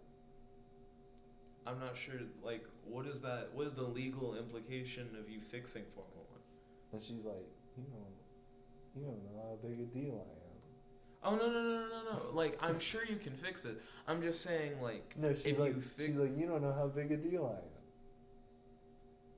Like, the idea that you could just say, like, "Oh, no, it's fine," and then, like, I not get in trouble? I would heavily appreciate that if that's, like, what you chose to do. And she's like, "Can you buy my children cigarettes?" I don't have money. Like, if I had money, yes. She's like, "Don't buy my kids cigarettes." But yeah, absolutely. I'll help you. Oh, thank you. I truly appreciate it. She's like, "You're not going to be a good parent." But yeah, absolutely. So the police are showing up now, and the turtle's like very quickly like swimming across, and she's like, "Snake, watch my kids." And the kids are like, "Are you sure this is a good idea?" And the snake's like wrapping itself around the kids going, "Teenage Mutant Ninja Turtles," and like flips the channel back, and they like sort of settle down, and the turtle's like on its way across. So the police get there, and they like knock on your door, And as they're doing that, like the turtle's starting to crawl out of the water, but it's kind of slow. And it has somehow like 4 cigarettes still burning in its mouth despite being underwater for like a period of time. When the police knock on the door, I say, "Who is it?" And they say, "Local county police." May I ask, what officers? Roll 20. 3 to 6. 3 to 6. Okay.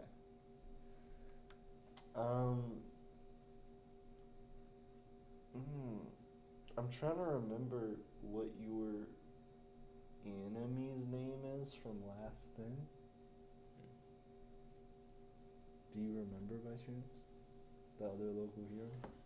Not off the top of my head. Okay. So, they say officers, Blanche Chansard and Officer,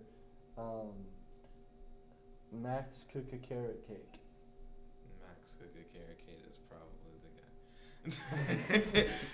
guy. So, I go, has there been any, like, recent news about the guy who's after me? They're like, we have a warrant for your arrest. Can you not talk to us through the door? Can you open the door? Oh, sorry. I was just taking additional precautions because Nico Papa Pizza is, like, actually trying to murder me. And they're like, oh, no, we get that. We're just looking for him. It's a problem. It's a real problem. And as that's going on, the turtle lady's like, you hear her, like, running up to them and is like, wait. And they're like, what? And they look down and she's like chilling and she's like, wait. And they're like, oh shit, Miss Turtle Lady. And this turtle lady's like, I can just fix it. It's not a problem. He didn't know. I put those rules in place to try and help guide people, not to immediately throw everyone who does it accidentally in prison. And they're like, I mean, that sort of makes sense. Especially, I mean, what do you want us to do about this now? You're the one that's going to end up having to give sentencing on this. And she's like, he's good. And they're like, I guess we can go focus on this guy who's killing people. And she's like, do that. Absolutely do that. And they're like, okay, well, I guess you're not going to jail for 25 years. I'll see you later. I'll see. Can I get, they like knock back on the door real quick and they're like, can we get tickets to your fight this week? I ask, is that how that works? Like, am I the one who provides tickets? And they look at each other and they both sort of shrug and they're like, we don't know. A lot of them are either arena fights or street fights, so we don't know which one this is gonna be. We've just been hearing hype around the office from this guy who's like really into it. He's one of our dispatchers. Would it be illegal for me to sell them if it was a street fight? And would I not have the authorization if it's an arena fight? They're like, if it's a street fight, it's sort of public property. You could sell tickets. It's just more of an immoral thing. Because it's like you're just selling tickets for people to be a part of something that they could just stand in the street and watch, like a parade. Like, it'd be kind of weird to sell tickets to a parade. If it's an arena fight, I don't think you'd have authorization. Like, there'd be a company that would deal with that. Then I don't know how to help you. I don't know which one it is, so I don't want to mislead you and have you, like, purchase anything from me. And they're like, that's fair. We appreciate it. I guess we'll see you then if we can make it. See you then. I appreciate you all. Yeah, absolutely. So you, like, hear their, like, engine and their siren, like, go back on, and they, like, do a donut and head out. And, like, the Miss Turtle, like, coughs because of the smoke that's, like, released out from their tailpipe, and then, like, puts another cigarette in her mouth and, like, crawls back into the water. Thank you again, Miss Turtle. And she like floats back up to the top, and she's like, no problem. There's a lot of like dry like green stuff out here. Can I just eat some of that? Like, did you just throw out some like lettuce or whatever? That's actually my friend Paws, who's dying. She's like, oh, okay. Animal control's supposedly coming to help him. I need to call them again to tell them that the police situation worked out. So, roll 2d20. 16 to 11. Okay. So she says, okay, and then like you she like goes to the other side of the bank, and she like flips the TV back, and you see her like hitting some stuff, and like both the little turtles and the snake are like, "Aw, we were watching that," and she like hits some stuff on the TV, and then you get like a little notification on your phone, and it says like 411 has been restored. That's great to hear. Thank you again, Mrs. Turtle. And she's like, no problem. Don't you ever sell my kids cigarettes. I won't. She's like, thank you. I call animal control. They roll 2d20. 7 and 8. So he doesn't pick up. Okay. I called to check on Sarah. She answers. Is everything alright? I almost went to prison for making 411 sentient, but now it's no longer sentient and it's cool, and I'm not gonna go to prison? Roll 2d20. 18 to 1. Okay. So she's like, yeah, everything's good here. Jackie's been like keeping steady eye with this shotgun, and I called the police. So what they're seeming like they're gonna do is they're gonna put us like in another part of the city, in like sort of a relocation program thing, so that they don't fuck with us. I might even be like admitted to a hospital or something, not for medical reasons, but just so that like I have all my equipment, and so that like for ease of transport, they don't have to like move all my equipment somewhere else, and it'll be easier for Jackie to work there, and it'll just be all around an easier thing. So I might do that for a little bit. Okay. We'll keep in touch. I'd love to hear more from you. She's like, for sure, I would love that. Well, I'm glad to hear everything's going well. I have to attend to my friend Paws. He's dying. Yeah, I get you. So she's like, okay, absolutely. Talk to you later. Talk to you later. Goodbye. What's up? Okay. I look out the window at Paws.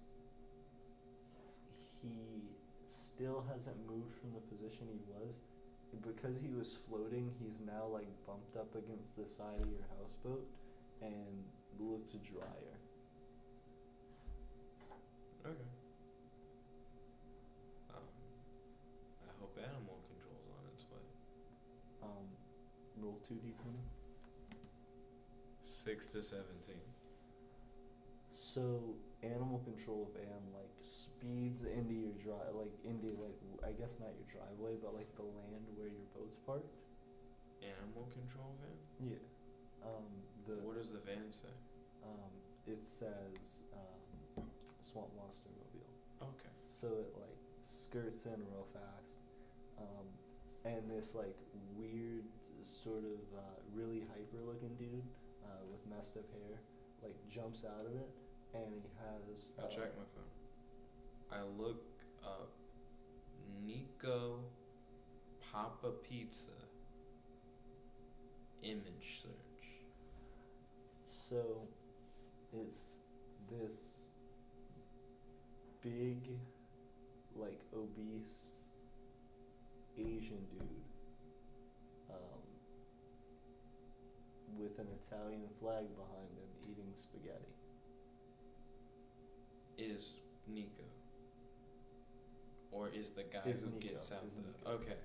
And Like that's the image result of search result, yeah. And the guy who jumped out of the mobile, what does he look like?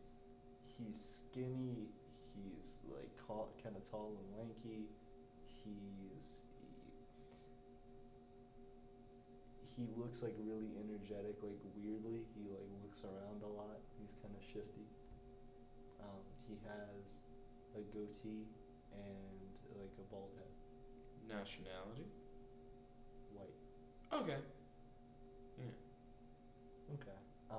So, well, not like bald head, but like short hair, because I said his hair was messed up, so like short hair. So he ends up like he jumps out with like a wetsuit on, and he has what looks like a big spear gun as well as like a backpack on, and he like waddles with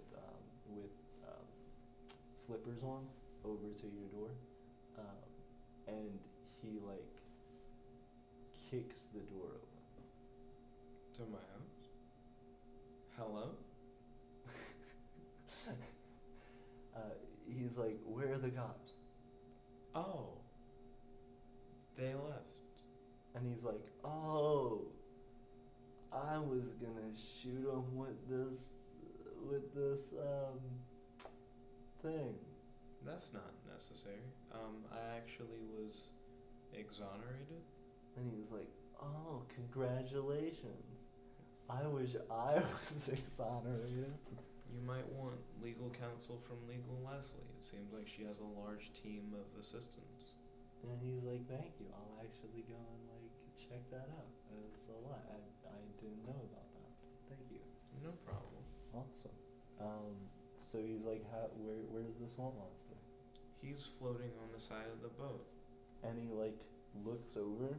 He like looks out the window, and he's like, "All I see is like some lettuce that you might have thrown out. Like, did you eat a burger? Like, did you?" That's him. And he's like, "Oh shit!" And he's like, "Okay, this guy's like gonna die. Okay, let me see what I can do." So he like, jumps into the water, and he has his backpack, and it's waterproof. And he unzips it, and he starts like rifling around in there. Roll 2d20. 2 to 3. Ooh, okay. So he like pulls out a needle and thread, and he's like, "This thread isn't waterproof. Fuck." So he like looks down at Paws, and then looks back up at you, and is like,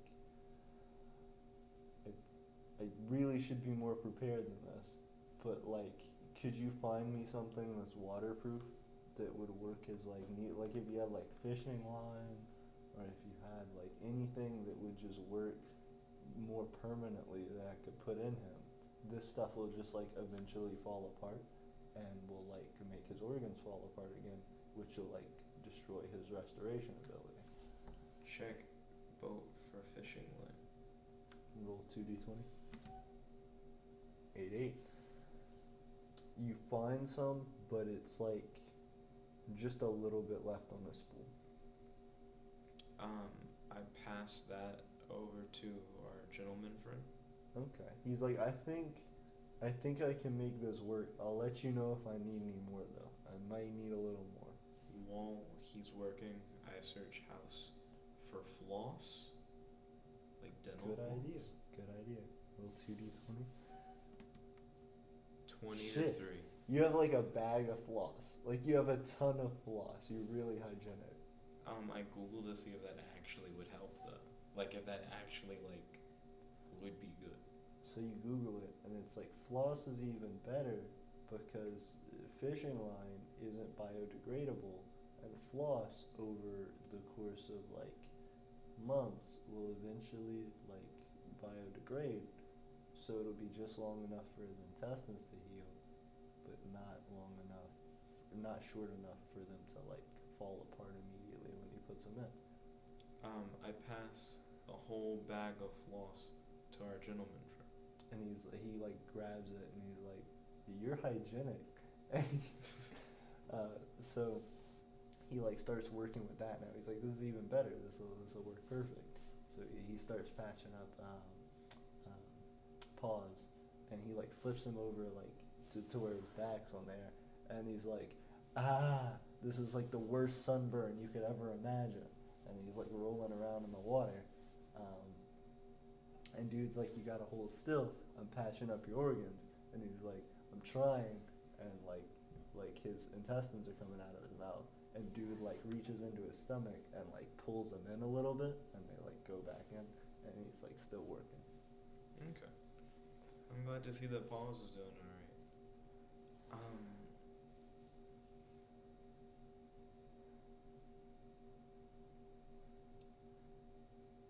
I Google how to win a fight by losing a fight.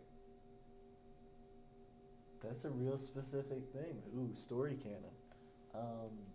So, how to win a fight by losing a fight. So you look that up, and it brings up like taking a dive and like a lot of soccer videos. There's like one video, and it's like Mike Tyson biting Evander Holyfield's ear off. And it's captioned how to win a fight by losing a fight. And it just says in big red letters, disqualification. Huh. I don't think I'd want to do anything immoral. I don't think I'd want to take a dive necessarily. This is interesting. Fuck. My brain did the thing that happens when you actually do need to go to bed, but your brain does the thing where you go, no you don't. Like I actually felt like refreshed, and that's when I knew I've gone too far. No, I get you. I do feel like this is probably my cutoff. I get you. That's like 3:30. Yeah. Ooh. Well, on the bright side, it looks like Paul's is getting better. The police are looking for Nico Papa Pizza. Yes. I have a possible love interest, but it seems like she's going to like a hospital. I may not see her for like a significant amount of time. Her and her nurse Jackie. We have the guy from Animal Control who stole the identity of a guy in New York who was a eccentric realty worker guy. Real estate guy.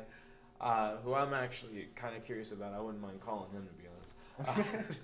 We got to meet the creator of 411, which is interesting. I didn't think I'd ever learn that. Yeah. We got to learn that 411 is something that can potentially become sentient, but there are ways around it. We've learned that making AI sentient is like an illegal thing. We've learned that 911 in this universe is just an extension to the murderous pizza guy who's also a nurse, but not like a hell of a qualified one, just like a simple nurse. And we also learned that artificial intelligence are now like really advanced to the point where a lot of them are like to that level to where it can just be switched on like we're like sentience, but also that artificial intelligence, there's like multiple artificial intelligences or like a ton of them that could potentially be sentient, because it said like this has happened before, so. And that they even like have to kill them, which is an odd phrasing. Well, I think not to throw too much canon into this before the next session, but I think what it is like because they have to like once you activate its sentience, they don't want to activate its sentience because then they feel like, well, that gives it like a right to life and like humanity and all that stuff. So we just don't want it to cross that threshold. If you force it into that threshold, then you're like committing a crime, because if it decides to do something, we can't hold it against the artificial intelligence. So just to preempt that, because it happens, they're very manipulatable. Because that happens quite often, as soon as they're found to be sentient, we just have to kill the program and like restart it. So it is actually killing something, but because that's the protocol and because you're the person that initiated it, it's like your fault in the eyes of the law. One thing that's interesting about that, it makes the world feel like it's post all the stuff that we talk about. Yeah. Which is interesting in its own right. I'd really like to see what that kind of situation is like. Because the alter ego that exists in this world is like a really dumbed down version of like the imaginary friend thing that we were talking about. But that's interesting. That almost implies that like maybe this all started from that being a real thing. and now all that stuff has been like pulled back, but it put in its place as this like little kids don't know the difference. Like bam, like here's like as close to that as we can have as like a safety thing, like giving a kid a little gun because you know you're not gonna give him a fucking pistol. Good observations. I dig it. I would concur. But that also implies that a lot of that technology probably is just still real. It's just it's not like consumer. You know, we don't want like the mass public to get its hands on it. But that's interesting. I feel like if I talked to Miss Turtle, I could find more stuff. Also, Miss Turtle, despite the fact that she's not like, as far as we know, I wouldn't even know how to go about this. Isn't like a judge, but because of the fact that she creates the AI, like, and because it's a very important AI, turtle. Sorry about that, like. Just that the sentient turtle happens to have so much legal power. Let's see. Kirby said, "Aw, frick." Then he said, "Ultra fail." Then he said, "Well, this session has gone awry in many different ways." He says, "Well, this was a wild ride of a session." I agree. I hope you guys enjoyed it. Yeah, most definitely. It seems like Kirby definitely got into it. Yeah, for sure. If you want to see more episodes like this, definitely let Jet know so we can keep them going on the channel. For real. I want more exposure for literally whatever and omnikinetic battle. It's not that I'm not interested in Jank Heroes, but I feel like they're two games where the creators would really like people to get like more time to like see it and play it, to where like we want to show you guys that. And also with so much Jank Heroes, fuck, like shows have like season finales that lead into like more episodes, and then during their off season other shows have like premieres and shit. Like, yeah, can we do that? I mean, it's not that again, like I want more Jank Heroes, but at least balance it where like for every Jank Heroes you have like an omnikinetic battle or like a literally whatever, to at least keep it balanced. People complain that Cartoon Network shows too much Teen Titans Go. We show a lot of fucking Jank Heroes considering we have other games. That's all I'm saying. Yeah. But at the same time, for the Cartoon Network thing, I haven't watched Cartoon Network in a minute, so I wouldn't know what they're up to. But it would seem like I don't know of any shows that they have that are like really good that would be like, oh, we would show this instead of. OKKO is the show on Cartoon Network that I follow a lot. I actually would recommend that, and in some ways feels like a love letter to like anime and like Mega Man and stuff like that, but it's still definitely a cartoon. Like you don't Is that the look one at like it. about where they level up and stuff, and like where everybody like fights? Now they it do has have like blocky sort of characters. There's one like blue character. They work in like a convenience store. They do work in a convenience store. The blocky thing, I guess, is what got me. Where I was like, I don't know. The main character, doesn't he look like blocky? Like he has a big head and he has like a stick sort of body, like a rectangle, and like his arms are rectangles. And he has like circle hands. That sounds about right. I guess I don't see it. Yeah, because it's how he's always looked. It's hard for me to be like, oh, he's different, because like that's just kind of how he is. I get you. I just know like a lot of art styles, especially with anime becoming popular, and with even just American cartoons, stuff like Steven Universe and like Adventure Time and stuff coming out. Cartoons have shifted, at least from what I've seen, into more like trying to go with Simpler styles.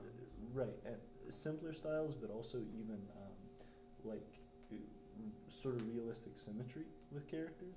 Bernie said, "Are you dipping? We are about to like." Yeah. Roll out, and he did say dab for the fans. What was that? That's a hula dance. This is not a dab. How do you do it? Let's make a V. Oh. That's not. I thought I was gonna say like elbow, like I was elbow. doing like a V. Wait, Okay. Okay.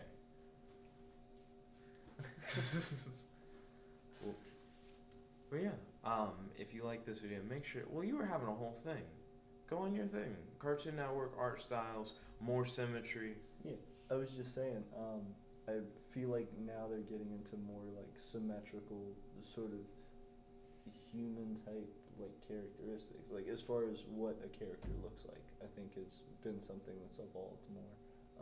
I know realistic art styles in cartoons haven't been super popular, especially like in early cartoons, but I feel like now that's come more into the mainstream, not in extremely hyper realistic art styles, but with things that look like they have more anatomically correct features. Interesting. I would say my top shows on Cartoon Network right now are Craig of the Creek seems really good. It seems like it's doing all the things that I really liked about Clarence, but I can see how the appeal is a little more than Clarence. I haven't heard of Craig of the Creek, and Clarence like weirded me out. I saw I'm sure a few episodes. One of the episodes I saw was like the chicken nugget place or whatever takes over their school. Yeah, really with creepy. the dipping sauce. Like, yeah. So Clarence's whole thing is like, we're a bunch of kids and we have like really crazy imaginative adventures, kind of like Rugrats, but they're just like older than like Rugrats kids, but not like all grown up, like still young enough for it to make sense for them to do shit like that. Yeah. But some of it was like weird, like fascist, like. I mean, that was just a really crazy episode. Clarence is the kind of thing where like I would wait for like my parents to go to sleep, and keep in mind Clarence is like a relatively recent show. I'm not like a little kid, but it gets me in that mindset where like your parents go to sleep, you go and get some like Coca-Cola and like some Cheez-Its. Nowadays, since I only eat once a day, just fucking Coca-Cola, and you like sit down and you play that theme song, you get hype as fuck, and you just watch it and you have fun. You just like let yourself be a kid, and I really enjoy that. See, that's really interesting. For me, the nostalgia thing isn't like a late night thing. It's more of like an early morning thing, like watching cartoons early in the morning. And then Craig of the Creek is a similar thing where it's like, oh, it's like we're like kids and we like have fun and we're imaginative. But it takes like the Clarence level of, well, you don't have to be like a super little kid to have like crazy imagination adventures. And it like kicks it up a notch to be like, well, we're like even older than the Clarence kids, but we're still not like all grown up level. We're still like young enough to be like, you're a kid, but like not old enough to be like, you're just kind of fucking around. And they even have characters who are like older, like teenagers, but they're like side characters. Like that's not who the story's about. And it gave them a setting that worked really well. Like Clarence is just kind of in a neighborhood where he'll just do crazy shit because he's like that kind of kid. He's not necessarily smart, and he's not necessarily like mischievous, always messing around with shit. He's just kind of like friendly, like overly friendly and very optimistic, and he just likes to imagine things. For Craig of the Creek is like this area in the forest where like all the kids go and they hang out, and some of them like role play, like they have like a thing that they do, and then others are like, we're a part of like a fucking, what is it called? Like a sports team? Not necessarily a sports team, like a park ranger kind of thing, but more like for kids. Yeah, they have like some that are like Boy Scouts, some that are doing like little role play things, some who are, well, that's also goes into role play. Like, never mind. Yeah, you're either doing role play things, or you're just being a kid, or you're like doing like park ranger stuff. So the teenagers do role play stuff, but it's like straight up like D&D. Okay. So they're like in the forest, and they're doing the D&D stuff, but it, yeah, well, no, because that's more like LARP. Like they're actually like, we have the table set up, and we're yeah. But if you go to them, their role in the forest is like, we're like the people of wisdom, because we hung out at the creek when we were little, and we know all these things that like used to be around and still are around. It's really cool though that they have that much like diversity in this. Yes, we are tight. Diversity in the show that like builds upon this idea of like, it's just these kids at the creek, and it's like, yeah, but there's also community. I like that. That is like a really big sell of it. And then but yeah, and then they have the wisdom thing. There's like a map of the creek, and the first episode makes like a pretty big deal about it. It's like every kid tries to leave like a little bit of history like in the creek, to where when you point at this area of the map, it's like, that's where Dunana happened, and that's where like this was found, and the whole creek hasn't been like fully explored. There's still like areas that like no kid is gone because maybe it's like surrounded by like a poison ivy patch and you would just kind of get fucked like if you like tried to go through it and stuff like that. I feel like that would be where the older kids would just be like a really useful thing. Just like, I don't know, like that many older kids would be like, nah, I'm not fucking with like 2 minutes down the creek. Like I'm not going there. Plus like shovels to get the things. Like just get all that shit out of the way. Yeah. I actually was thinking because they have an episode where they like go across the poison ivy, like they try to like explore what's there, but they did it in a weird way. They did like protective suits made out of like duct tape and garbage bags, and they brought like a hella bunch of like calamine lotion, and they're like, we're just gonna try to not get fucked. And it's a horrible idea. Yeah, I was like, my whole thing with that is like, if you know your kids hang out there and play there, and you know that like they keep coming back fucked by poison ivy, maybe be like, let's clear out the poison ivy. I don't know. Well, I mean, all the kids know like, don't go there. It's just hella poison ivy. But they were like, we want to leave a mark on the map, and we know no one's like gone there. That's what I'm saying. Like, it seems really like. I feel like if this was as big a deal as like the show seems to make it, the adults in the community and at least the teenagers would be like, let's just like help them out. The thing about the teenagers is they seem to be like less openly exploring because they do the whole like tabletop thing, and then kids like, only go there like, for just forethought. knowledge. But just from the forethought of like, I remember when I was a kid hanging out at this creek, I would always get fucked by the poison ivy. And then there's these other kids who were like, oh man, today we just got fucked by the poison ivy. And there's no like guy playing D&D who's like, maybe we could just get rid of the poison ivy?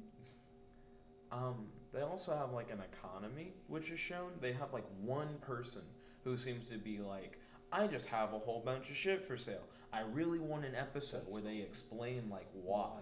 Yeah. Yes. Maybe he's like, I want to be a businessman, and my dad's a businessman, and he never spends time with me. And it's really sad. Well, it kind of can. Like, one of the major characters is this girl who's like a hardcore role player. Like, she has like a PvP pipe. Not PvP. PVC. A PvP pipe? A PCP pipe. Not PCP. It's getting worse and worse. A PVC pipe that she treats as like a sword, and she has like a little cape. She's got a PvP PCP pipe that she does drugs with and hits people with. I'm sorry, go on. Oh no, you're fine. And with her sword, she's like, I'm like this brave warrior. I'm willing to kill if I have to. Like, she has like this weird, like, that's just how she role plays. Yeah. And she has like a cape that she wears, and she wears it like all the time. And she has a little bird named Mortimer that like sits on her head, but it doesn't do anything. Is it a real bird? Yeah. That's awesome. That's actually the best accessory. She must have like trained it really well.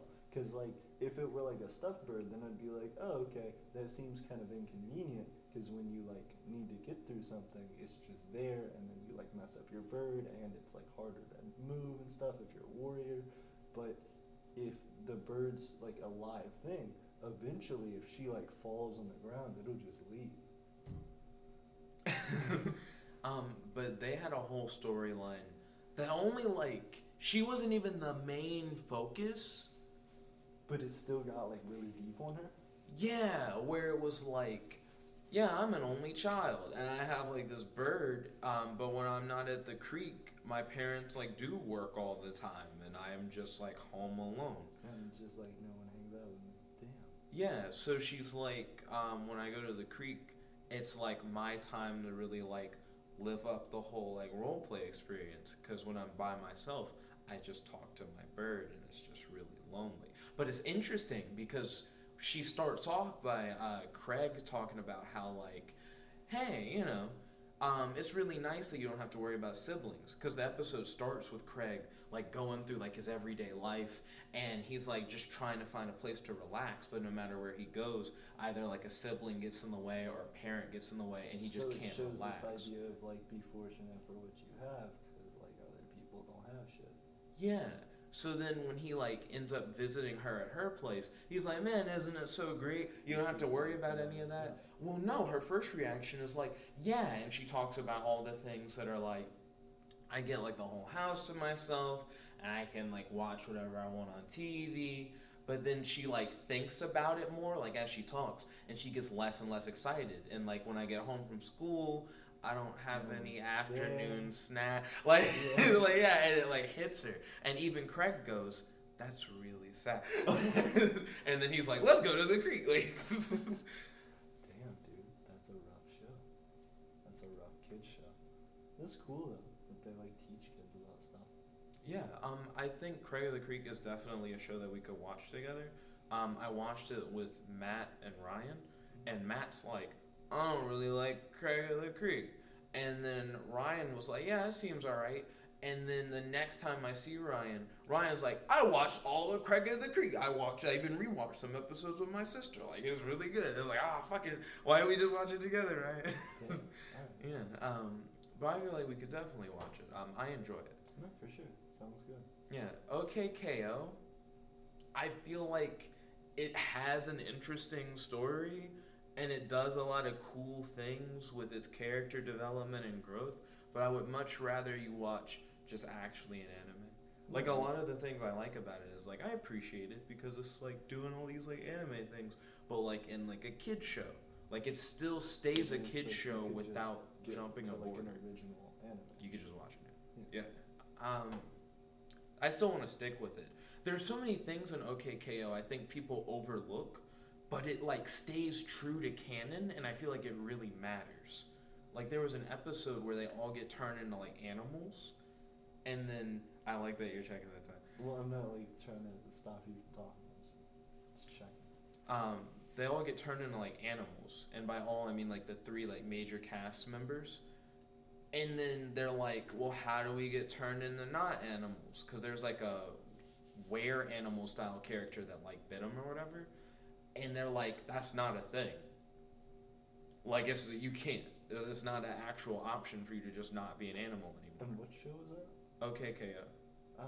That was the thing where they work at the convenience store. Yeah. And they essentially just end up putting on like costumes. That are like now I'm aware, whatever? Well, the costumes look like their normal selves, but in other episodes they'll like refer to shit like, I gotta get ready, and like they'll put on their person suit because it's still a thing. It wasn't like a one-off. I am just a were animal forever. And it's like, oh, like that's really, that I don't know how to deal. That's but other legitimate. people were like, it's not a thing? Well, no. It's like, you could see that episode, since a lot of cartoons will do stuff like that. And where just think like it'll reset. Yeah, it's just like, oh, well, they have the suits, So and that's their excuse. Not a thing for this show. Yeah. Okay. Like, reset. It just holds to that, and that's just still a thing that, like, moves forward. No, I really like that. I want to learn more about Enid. Mm-hmm. Enid is one of, like, she's this badass girl that works in the convenience store, and she's really good about not actually doing her job and getting away with it. But she wants to be a ninja is her big thing. She's always wanted to do ninja shit. And there was a plot in this show where it was like her family didn't really support her being a ninja, but they don't really like talk about it. And then you learn when you finally meet her family that like her mom's a vampire and her dad's a werewolf. So she's like this weird vampire werewolf hybrid, but she like, wants to be a ninja. And she was born as a witch. Like, she was born naturally with magic stuff. And she's like, I don't want to be that's not cool, Mom. She's like, you could do anything you want. Yeah. And like, she's like, I want to be a ninja. She's like, you could learn sneak magic and be the best. And she's like, nah, I want to train. So, she's like a level 2 character. But when it comes to anyone who I think, like, innately should just be really, really fucking good, it should be Enid. There's even, like, an arc where you learn that like she's friends with this really famous person who's like a hero, and this famous person she's friends with, they both like train together, and they like rose to the top like as like equals and friends. And then one just like dicked over the other. Pretty much, yeah. It became a thing where they looked up to each other, but the friend who ended up becoming famous was like, I'm kind of willing to do anything, like even if it means to like dick you over. And she dicks her over. I think she steals like a technique or something like from Enid and like beats her. But it had an interesting like twist where Enid essentially has taken to heart the idea that like she doesn't want to be like friends anymore, and she's really like just fucked her over, and now she's in a convenience store where the person who fucked her over is like this big celebrity. But when the big celebrity comes to visit her, Enid thinks like backs off and is like, oh no, I want to be friends. Well, she never reveals that. Like that's the thing. It's like interesting that it doesn't just devolve into, no, I want to be friends. No, I still hold it against you. She's like carrying a persona, but in reality, like they still will show you it. Like she does want to be friends with Enid, but she's like, it's just too late. That's so sad. Yeah, and like I was gonna say an interesting thing about that. Can you hide your like what your level is? Can you just lie about it? There are POW cards, but you get them like randomly. But I mean, you don't ever have to show anybody. Like, does she like prove that she's level 2, or can you just show someone 2 POW cards and be like, Your POW card updates, right? So there's no such thing as like your POW card is outdated. So yeah, so she is level 2, but you kind of have to do things to level up. Well, because I was gonna say like she could just have gotten like to a really high level and then just now be like, I don't want to like get back into all that shit. So I just want to like figure out my own way to become like successful on my own. So I'm just not gonna tell people that like my 2 is actually a 12 or some shit like that. Oh, and KO. One thing I like about him, he's like borderline where he could be broken, but he like doesn't understand himself enough in order to like truly like use it, and I really enjoy that aspect of it as well. That's no. I was gonna be like, that's sort of like One Punch Man, but One Punch Man more just is bored with it. It's like, yeah. With KO, there was an episode where it was like his POW card had a glitch, and it said that he was level like 100, and everyone was like, nobody's level 100. Like this is some bullshit. And a robot comes and he's gonna like fuck up the center, and then it's revealed that like KO's not level 100. But he still like beats his ass. Well, everyone in the plaza ends up like helping KO, and combined they have enough to like take down the level 100 robot. They're like on an even playing field, and they like beat it, and they end up saving everybody. And people start saying like, you know, levels are great, but we shouldn't like blow ourselves out of proportion over like levels, because the whole thing was everyone essentially started like worshiping KO more or less, because it's like, wow, it's like he's just so powerful. But then later on, a like level 100 style robot was sent, and he's like, I'm just gonna fuck over the whole plaza. But KO has this alternate personality called TKO that he can't control, and it's really angsty, and it doesn't necessarily always make the best choices. But he's level 100 plus. It's like ambiguous. Like they don't show you like his POW card score or whatever. But it's just all of a sudden. There's a lot of lead up into also, him like. Why does he have a different POW card than his alter ego? TKO is weird. Like, but other characters don't really have transformations. But it's him, right? It's kind of not. It's like separate enough for it to matter. But like, I think it might be his POW card, and it changes when he becomes TKO. So maybe it's like actually updating to what he really is, like his full strength, and then like when he's not. So that's an interesting concept. If your POW card changes by like your power meter to yourself, then that could be a very similar thing for Enid. Like she's not pushing herself right now, and she's not like working hard to be whatever level, so she's not. But like sort of like if you like stop working out for a while, you won't be at the same level you were. Same thing, but in like superhero stuff. So with that same idea, when he has this transformation that all of a sudden flips a switch, it flips a switch on his POW card too. But then with someone like Enid, who's gone from like, I'm going to be the best, we're going to be the best, so she may be like level 60 or level 80 or whatever, and then ends up like giving up and like not trying anymore. she just gradually goes back down to level 2 because she's like, she's not level 1. She didn't just start out. She's like actually this amazing fighter, but because she's not trained it, she has a technical level of 2, despite the fact that she has all this experience. It's possible. There's a whole episode where KO is like, I just want to gain hella experience. And he goes on this huge adventure and he learns it's just a fucking grind.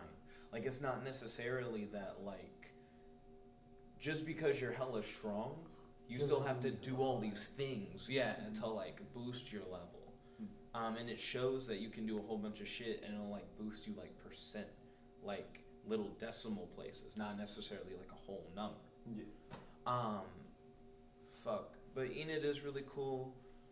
Rad's whole thing is, like, I'm, like, a muscle-bound alien guy, and he has, like, telekinetic pointer fingers, and he has this dude bra persona, but then you learn that he's actually, like, a really gentle and caring person, but you have to, like, get to know him on that side, but if you hang out with him socially, he'll never show it to you. And he's very protective about that. It kind of reminds me of the Daisy Marin kind of thing, except he's not a dick. Yeah.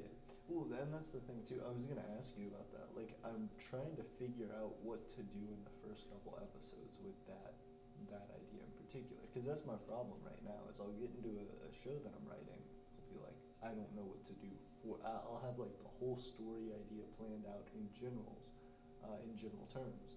But I won't have a specific, okay, this is what this first episode needs to be about. And even when I will, like, when we came up with the first episode for like quest series type stuff, I feel like there's always a point in it where I say, I want this to be better. Like, I want this to fit together better, and it just doesn't because I haven't thought it out enough. Also, real quick, we should probably end the stream. Yeah. Thank you all for watching. If you like this video, make sure to like this video, favorite, comment, subscribe, and ding, ring that bell so you know if I ever do these live streams. This is your host, your friend, your boy, Jet Black the one and only here with... Not Jet Black the one and only. Logging out. Peace.